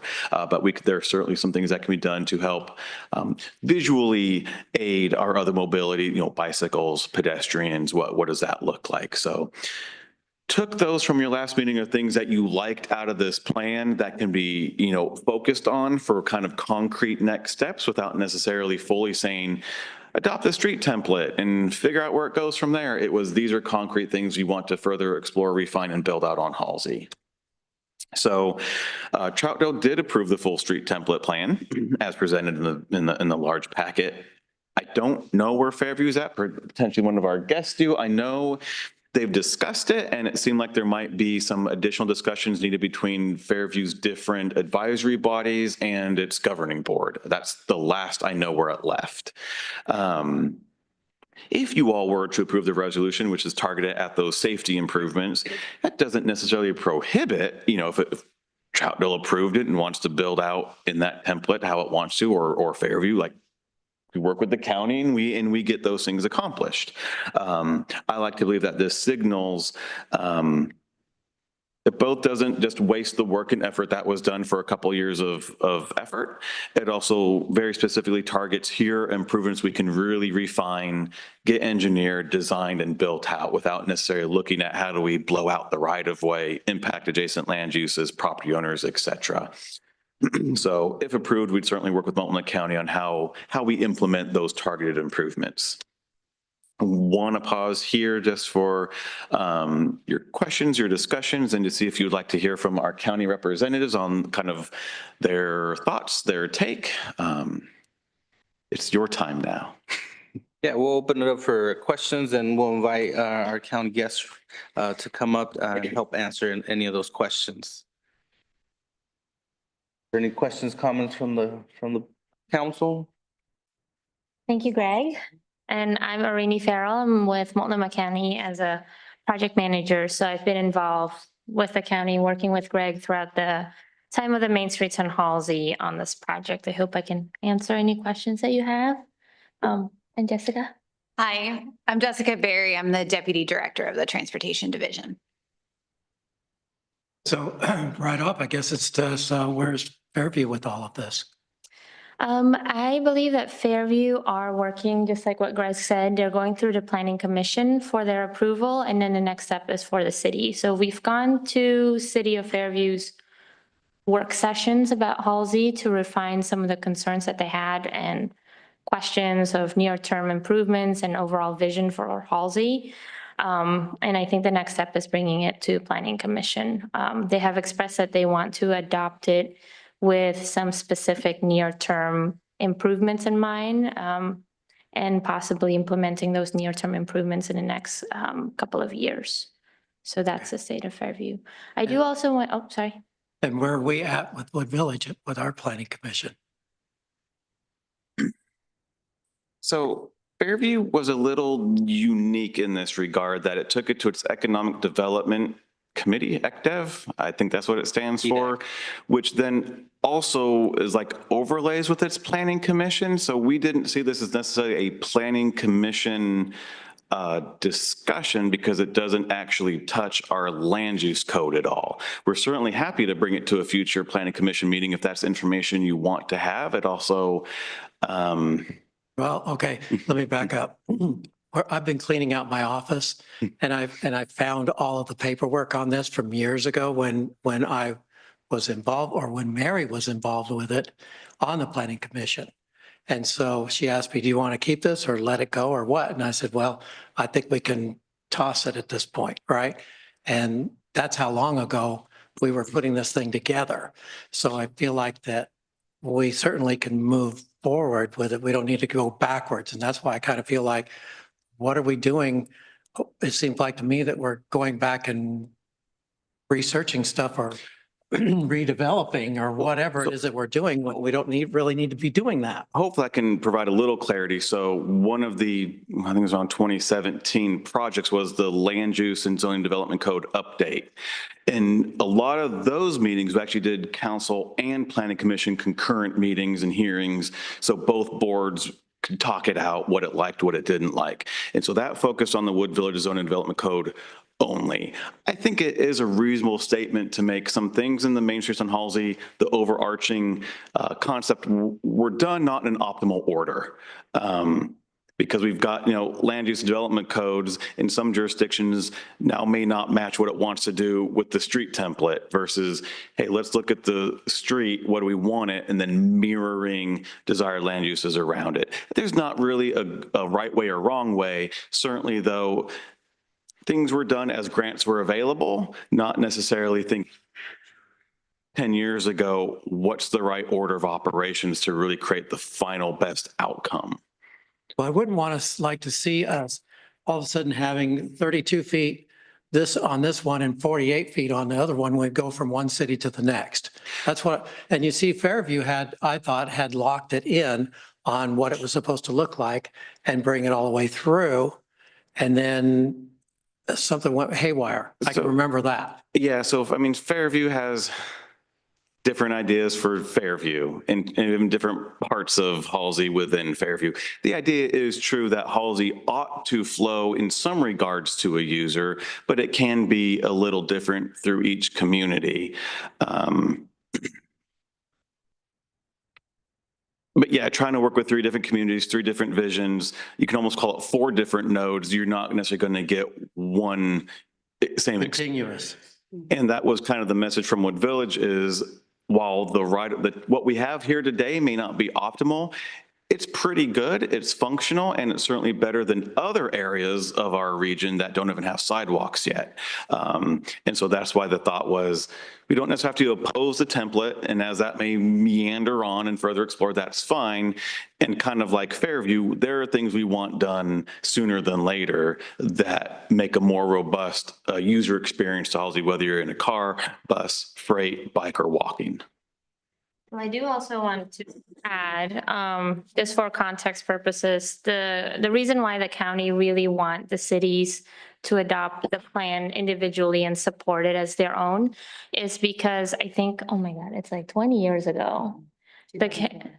2004, there was a Main Streets and Halsey corridor plan, just as a corridor plan.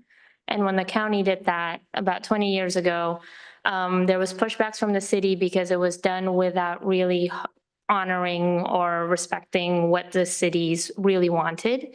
And it included some of the improvements that would otherwise be kind of safety improvements, but it wasn't considered, the cities weren't considered as much.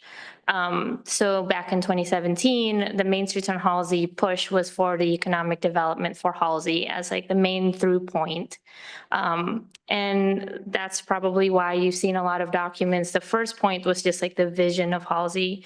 What could it be? How could we make it as our own in East County and make it our main district the way that we should have in East County? Because right now, sometimes some people just pass through and that's not really fair because our communities are really great. And it is a gateway to the gorge. So Troutdale, Wood Village, and Halsey and Fairview came up with that, came together to do that economic development. And then the first phase was just seeing what the possibilities were. So it included the land use considerations, the opportunities.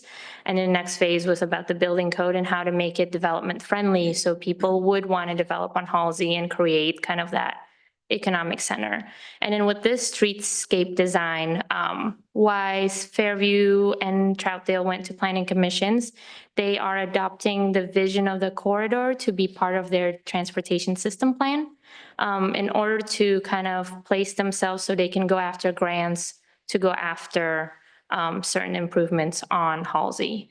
So the planning commission part is not, it's not slowly because of a kind of an act, but it's because they're implementing it into their transportation system plans, which planning commission needs to look at and adopt.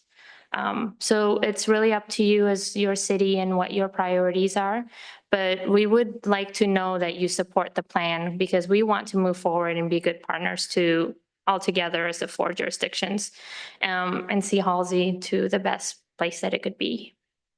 I'll just quickly mention, because I was part of the H3 for a moment, but the idea was always that it would be a cohesiveness, but understand that each jurisdiction had its own identity as well. So there were going to be, again, pieces where it did look different, but with similar components to it. So folks could distinguish being in Fairview, being in Wood Village, and then being in the Edgefield Troutdale section of Halsey as well.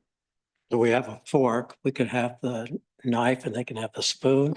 Is what you're getting at? I don't have the burrito. No. No, I'm. You said it, not me, so. Counselor Minor, any questions?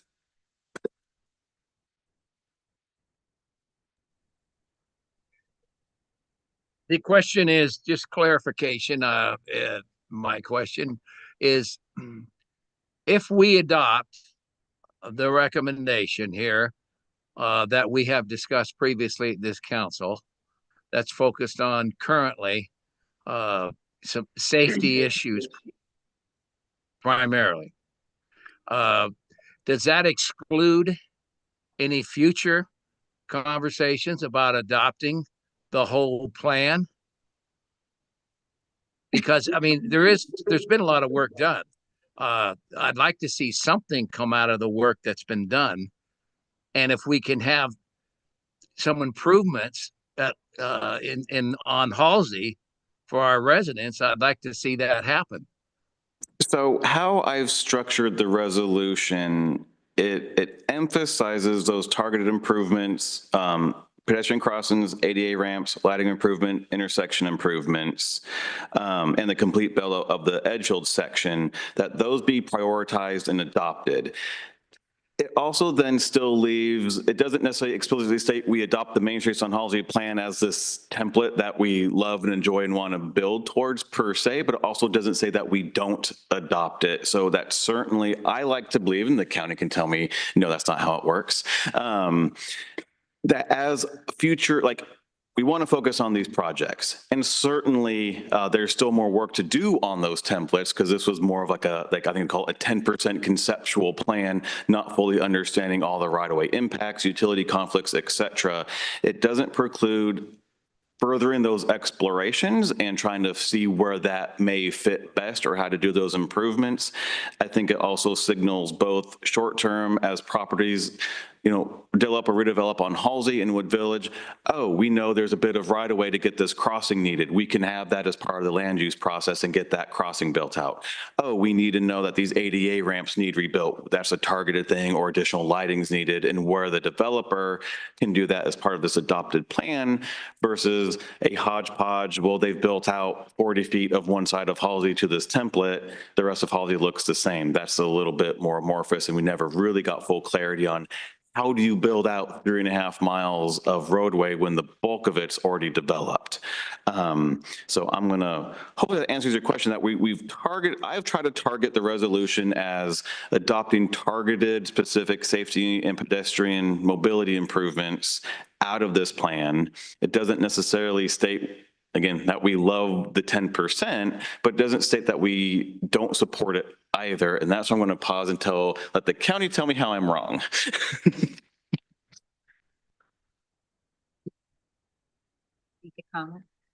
I would say that in general, you're not wrong.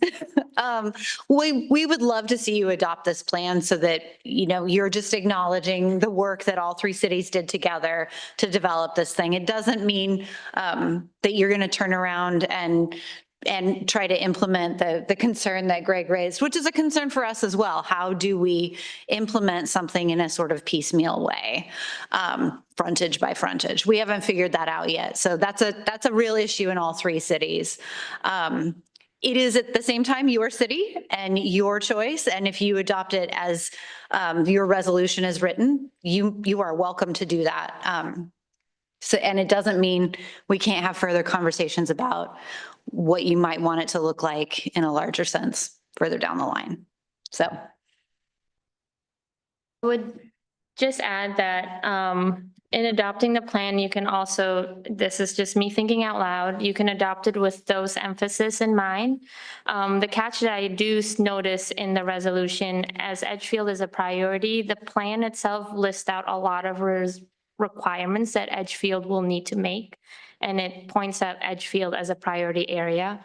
So even if the resolution says Edgefield as a priority, adopting the plan will hold Edgefield down and let them know that this is going to be a mutual agreed vision for Edgefield. So whereas what the resolution is saying is just going to say like it's prioritizing Edgefield to build the way that it is. And then overall, I think we are happy to also attend another meeting or be there to answer any questions on if you want to adopt the plan or not adopt a plan, if you choose to just adopt the resolution as it is today. Yeah.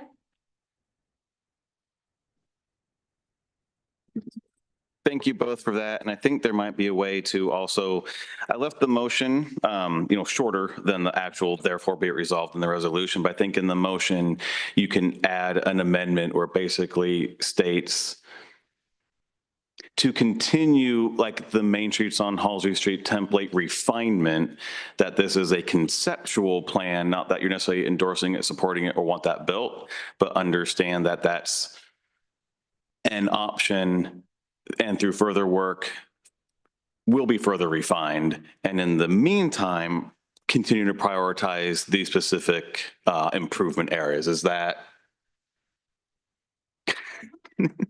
Yeah, so you mean to adopt a plan, knowing that this is a concept plan with those priorities and Correct. And agreeing to everything on it. correct. So I think the way that we see it is you can adopt a plan to say that you recognize there's work to be done on Halsey overall, and you recognize the public involvement that we've done in the different events that we've asked the community members on how they feel about the road. And yeah, I think that could be where we also left off, and just understanding that with that order of the adoption of the plan, the county has a clear direction, and it's really helpful that you also list out your priorities for our next steps and for us to also bring it to our board and let them know there's a coalition in East County. Kind of take us seriously. So moved. All right. So we have a motion. Is there a second? A second. First and second. All those in favor? Aye. Aye. Any opposed? Counselor Minor, you might have been on mute. We didn't get your vote. Yeah, that's an aye for me too. I listened, and I'd hate to have to write down what that motion was, but I think we got it. So Caroline will get it. She's yeah. good. And Yep, and I it's got been it. recorded. I'm good. I'm good. Awesome. Well, resolution passed. Thank you. Thank you. All right, now we will move to discussion of comp analysis with Seth.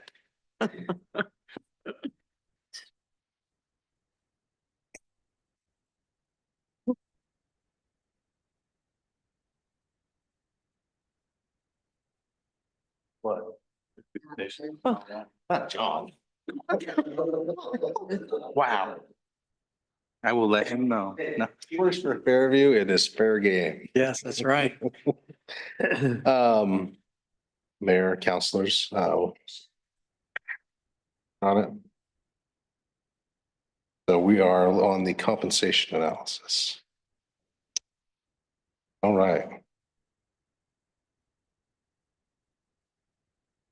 I thought I had a big crowd tonight who wanted to look at the compensation analysis and supplemental budget.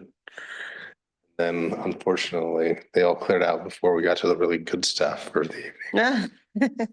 Included in your packet is the 5 compensation analysis. So council policy requires that we do this every 3 years. It's been ongoing since 2008.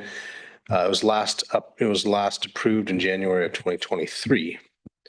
This study was done as an APPI performance plan. We wanted to get this done before the start of union contract negotiations, since that contract's expiring at the end of this fiscal year. And the purpose of it is we want to make sure that we're paying fair wages. We want to see how we're doing.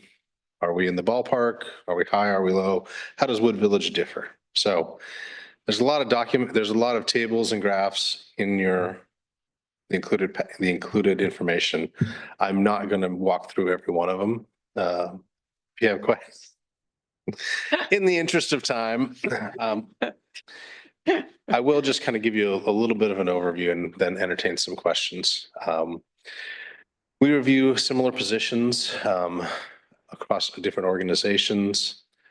We try and match them up as best we can. Some of them, like utility workers, are pretty easy. Everybody has a utility worker that does utilities. Some of them are harder, management analyst, assistant to the city manager, communication specialist, public works operations, manager, public works project managers. These are ones, what we find with the cities is that usually have a city manager and they usually have some frontline staff. What the middle looks like is a little squishy. It's kind of like a middle-aged father of four. The middle gets a little squishy. It's there and everything works, but it's gonna vary quite a bit when you look at how different organizations structure the job, mostly because, there's not enough people here to have an HR person and an IT person and a records person. In larger organizations, they have one of those. Here, it's a hat that someone wears, and how many hats you have kind of depends on the organization and the capabilities of the employees. It's called hybrid. So what? It's called hybrid. Hybrid. Right. Yeah.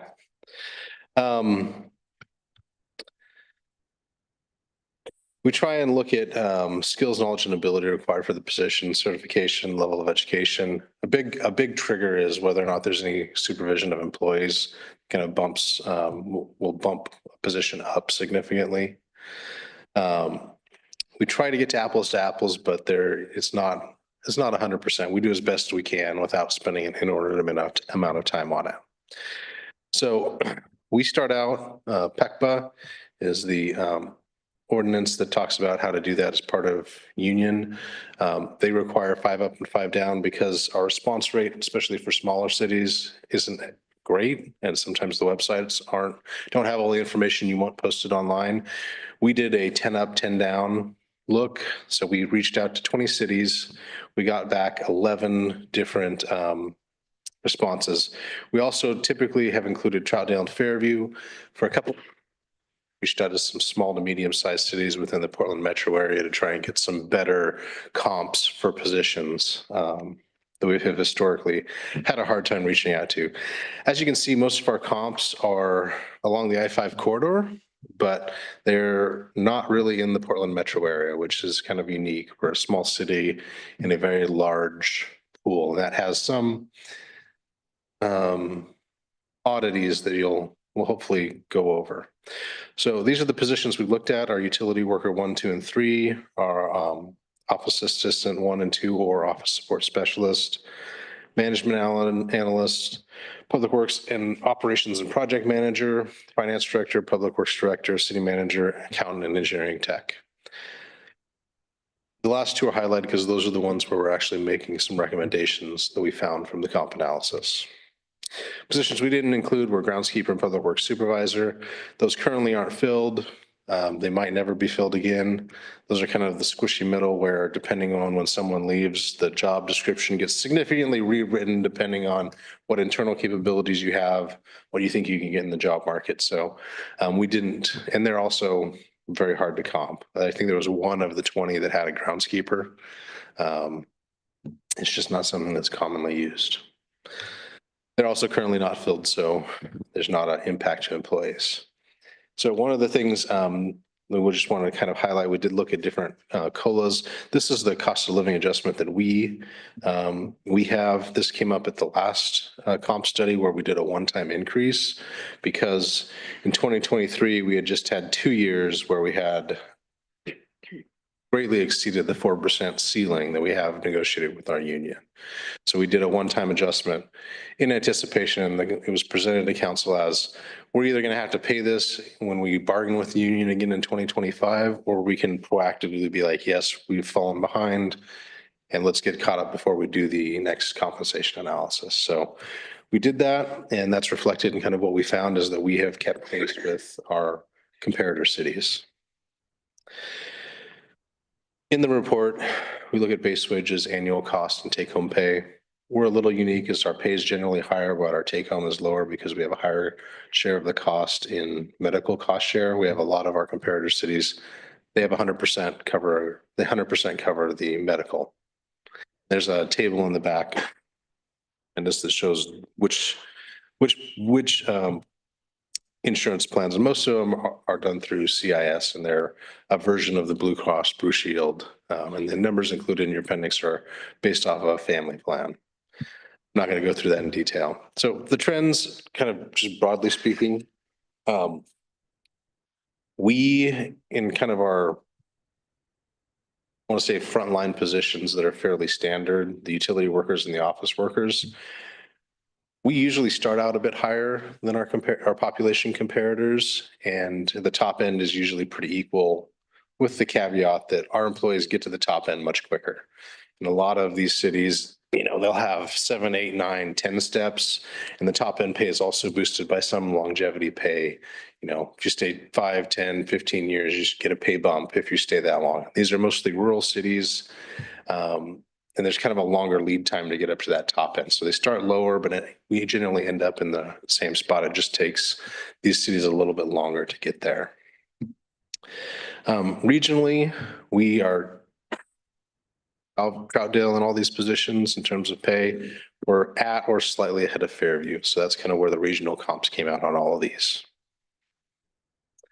For director and manager level positions, Wood Village, we pay above our population comps. But it's similar to when we look at the regional comps, we're behind Troutdale, at or a little bit ahead of Fairview for anything that's, city manager, finance director, public works director.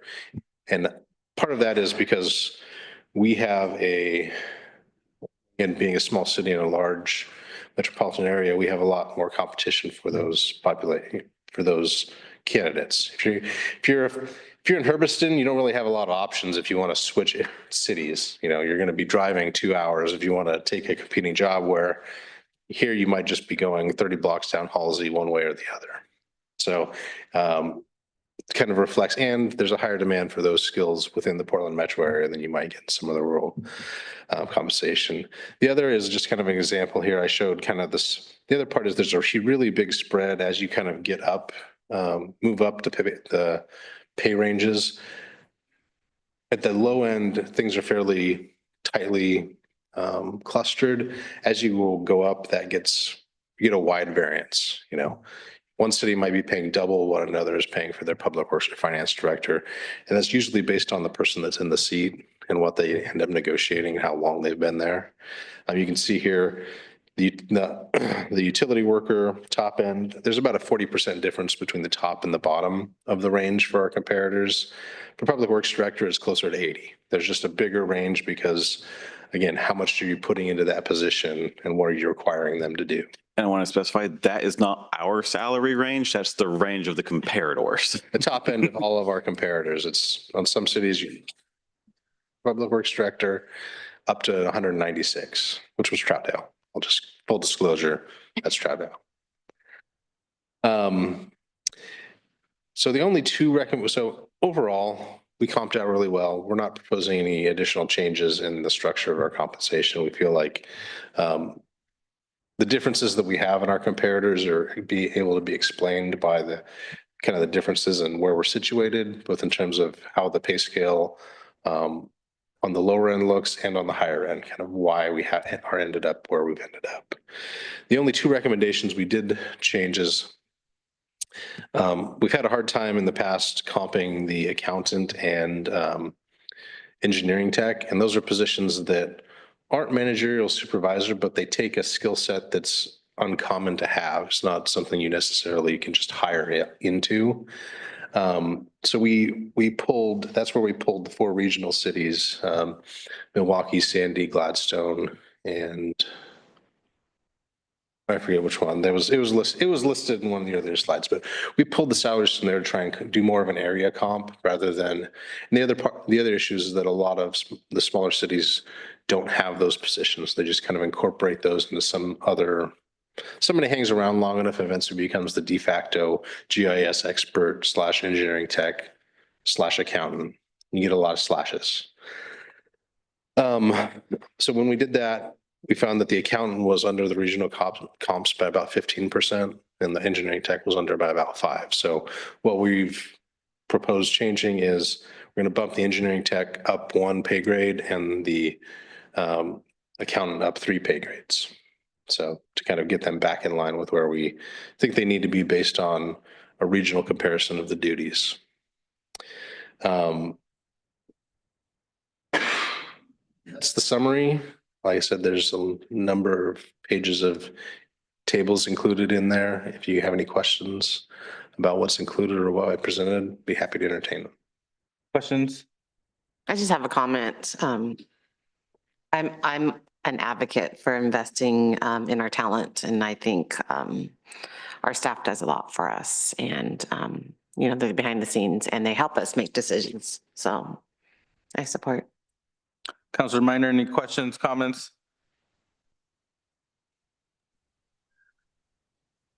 Comments are, I appreciate, this takes time, doing a comp analysis. So I certainly appreciate that we do them. And secondly, I support the variables that you work into this, including the location, and the scarcity of certain positions for us to remain competitive. So I support this. Right, and with no further questions or discussion, I'll entertain a motion. I move to approve the 2025 compensation. I second. First and second, all those in favor? Aye. Aye. Opposed, thank you. Now we'll move to Resolution 4-2025 supplemental budget. Thank you, Mayor and Council. That's not budget. Right there. Down. To the left. Not there, not there. All right, Mayor, Council, thank you. For you tonight is a resolution supporting supplemental budget. We've gotten in the habit of doing these kind of mid-year as part of our start of our budget process. We kind of evaluate where we are this year, where we're going to end up, so we can figure out what our beginning fund balance is for the next year. And as part of that, we try and figure out what projects have been done, what have we spent, what were we planning on spending that we're not going to spend, what are we planning on doing that we're not going to do, and what are we planning on doing that's going to cost extra. You guys see pieces of this, you know, in increased contracts for the ADA pathway, increased contingency for well 3 variable VFD, variable flow drive motor for well 3. So this is kind of our period where we get to kind of true up and give you guys an accounting of here's what the plan was from the budget. Here's some changes we're making midstream, kind of tweaks we're making to more accurately reflect the work's that's done, and it kind of kicks us off into budget season. So supplemental budgets can be one of two flavors. One is you need a public hearing if you're changing more than 10%. The second can be done by resolutions, which we're proposing tonight. We don't have any major changes that we need to come to you for tonight. We're just asking to kind of move some tweaks and adopt a resolution to essentially clean the books up a little bit. Now, there are a couple of things that aren't included because we shifted some priorities within an appropriation category already, and these are mostly in parks. And so the ADA pathway is one, and the restroom project, we're estimating that's going to be about $16,000 over what we had budgeted last April and thought we were going to actually spend and appropriate. So those two things, there's enough appropriation within Parks Capital that we don't need to do anything officially, but we also wanted to be forthright and transparent that those were changes that were being made to some projects of significance. Not require a public hearing. So first is Union Healthcare. After we put the budget together and did all the personnel projections, we were informed by the union that their healthcare costs were going up for the first time in 3 years, and it was going to be $80 per employee. It's not much money, but we're going to spread that impact across all the operating funds because it gets messy when we budget people across multiple places. As part of Resolution 26/2024, when we keep you guys updated on the Urban Flood Safety Water Quality District, we didn't really know what was going to happen until the legislative session ended, and by that point, we didn't want to put it in the adopted budget.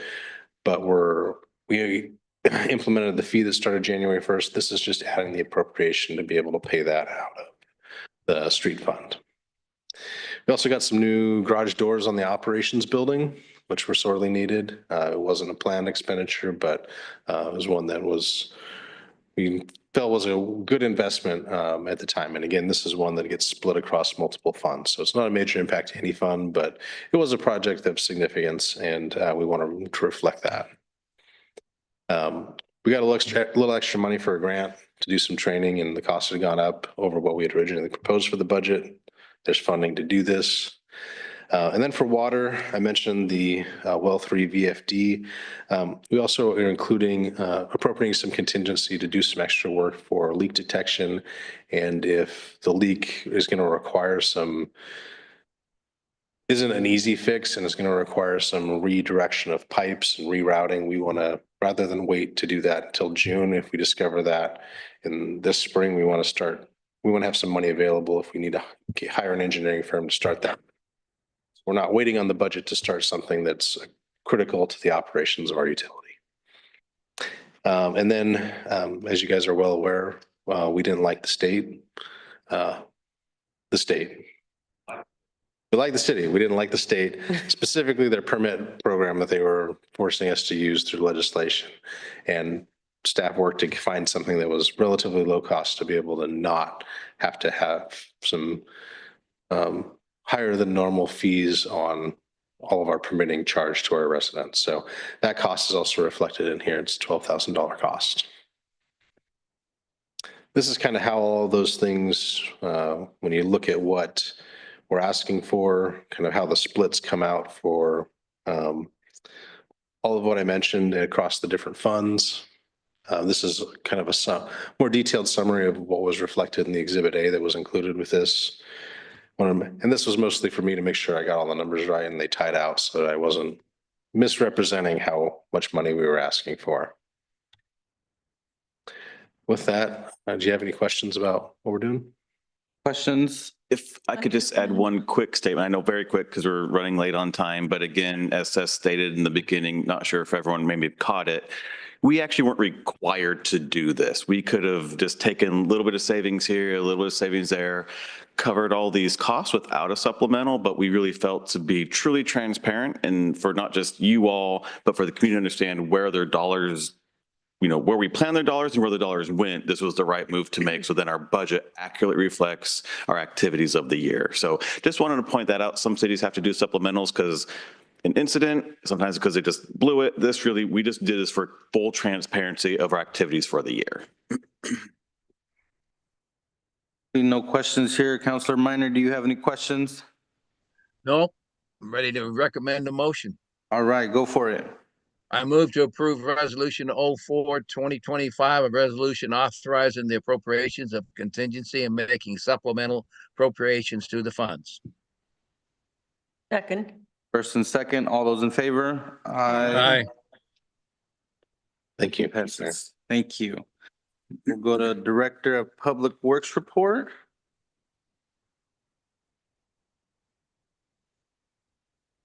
Mayor, councilors, we'll make this short and sweet. And I don't see it. I think that's when Seth closed. Perfect. Thank you, Seth. Yeah. Well, I may be John, okay? Seth may not be. No. Oh. Somebody didn't close the main streets on Halsey presentation. It's really. We'll figure it out. Okay. We can do it. All right, short and sweet. So last month, want to get up so you could see the good pictures from last month, but kind of some projects that we have been ongoing is our meter replacement program, radio read installations, and then the sewer CCTV project, which actually is coming up to a wraps here next month. So we're getting close. And then we took some advantage of the nice weather the last few weeks before the storm to paint a few curbs for some no parking areas. Those were located on 236, 237th, and then right in front of Tanny's. And we'll look at expanding some of those areas this spring once we have some more nice weather.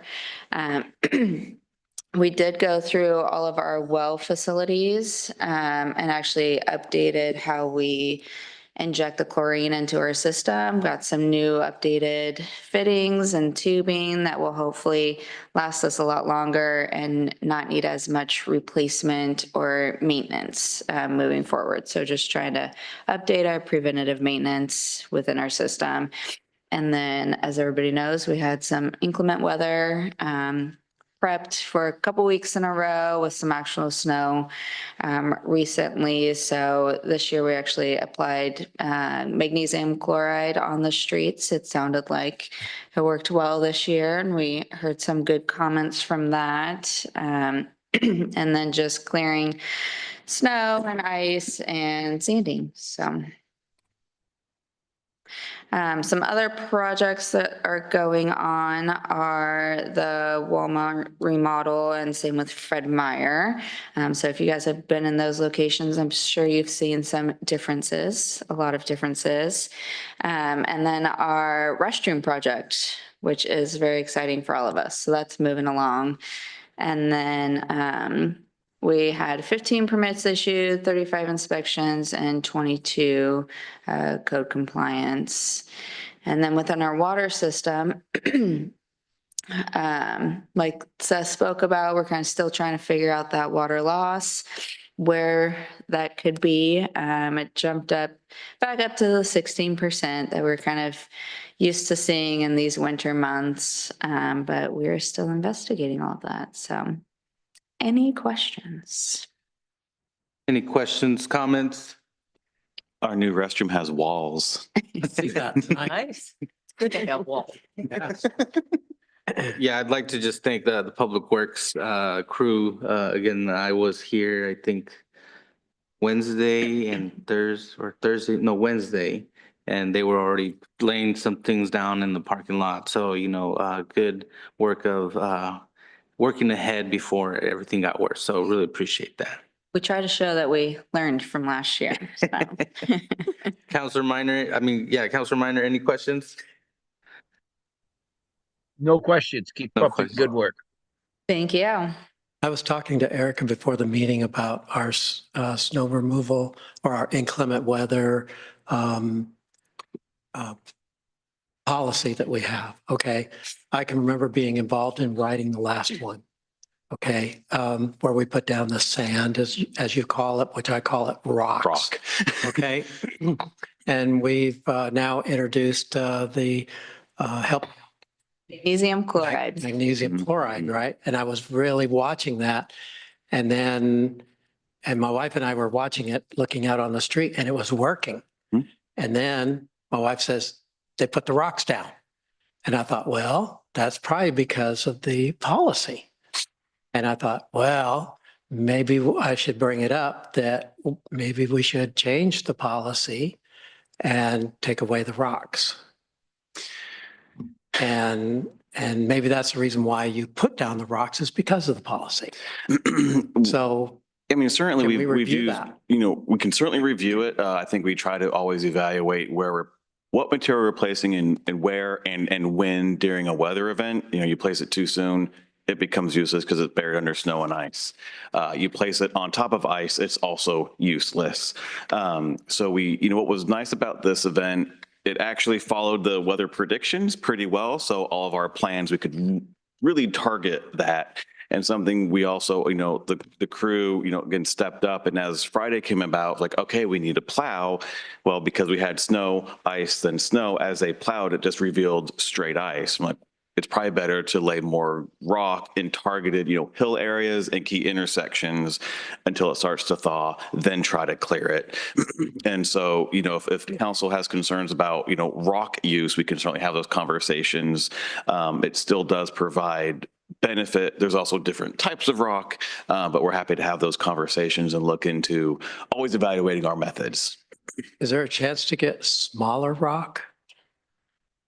I mean, I would think so. I think that's something that we can start looking into and kind of what are our applications and are there adjustments that we can make and what does that look like? But certainly love the de-icer. That was Yeah. great. And the crew did a nice job, like keeping it up and targeting its application. Yeah. We got lucky with some dry weather beforehand too, so it's perfect. Okay. Awesome. Thank you, Erica. Thank you. Thank you. All right, we'll move to the finance report. Mayor, council, the report's in your packet. I don't have anything to add. I'm willing to entertain questions. Questions? No.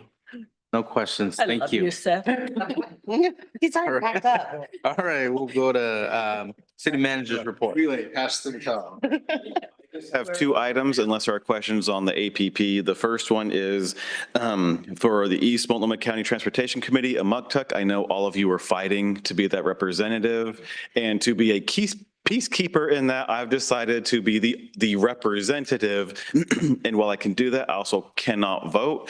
And so in times of needing an official vote on key things, the mayor will be attending those meetings. So hope that's okay with everyone, because I know we were about, ready to cage match that, but trying to keep the peace here.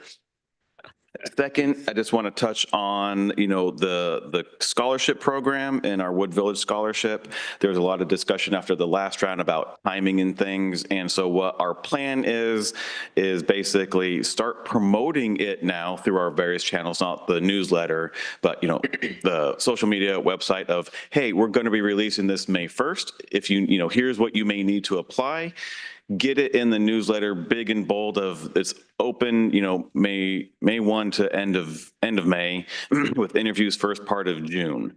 That's the plan. And I know there was a lot of discussion how you time this. What we also found out was, we will also be outreaching directly to schools that this is coming up and what students may need. And what we found out was over the past 3 years, we've had equal amount of student scholarship recipients and adult learner scholarship recipient. So not just always tying it to I won't say a school calendar, but also being very aware of that school calendar, but trying to do what we can to target outreach to the school age participants, and then just general advertising of the program and seeing how that works this year with always evaluating that program. But just want to let you know, that's kind of the thought. And if you're thinking you'd see something in the March newsletter, that's why. But again, if there are concerns with that, if not today, we can discuss those.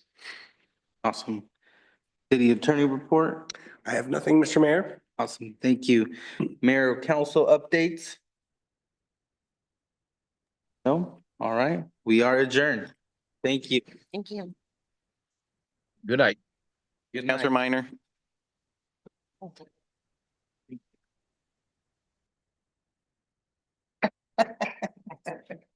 Well, Apple Pay.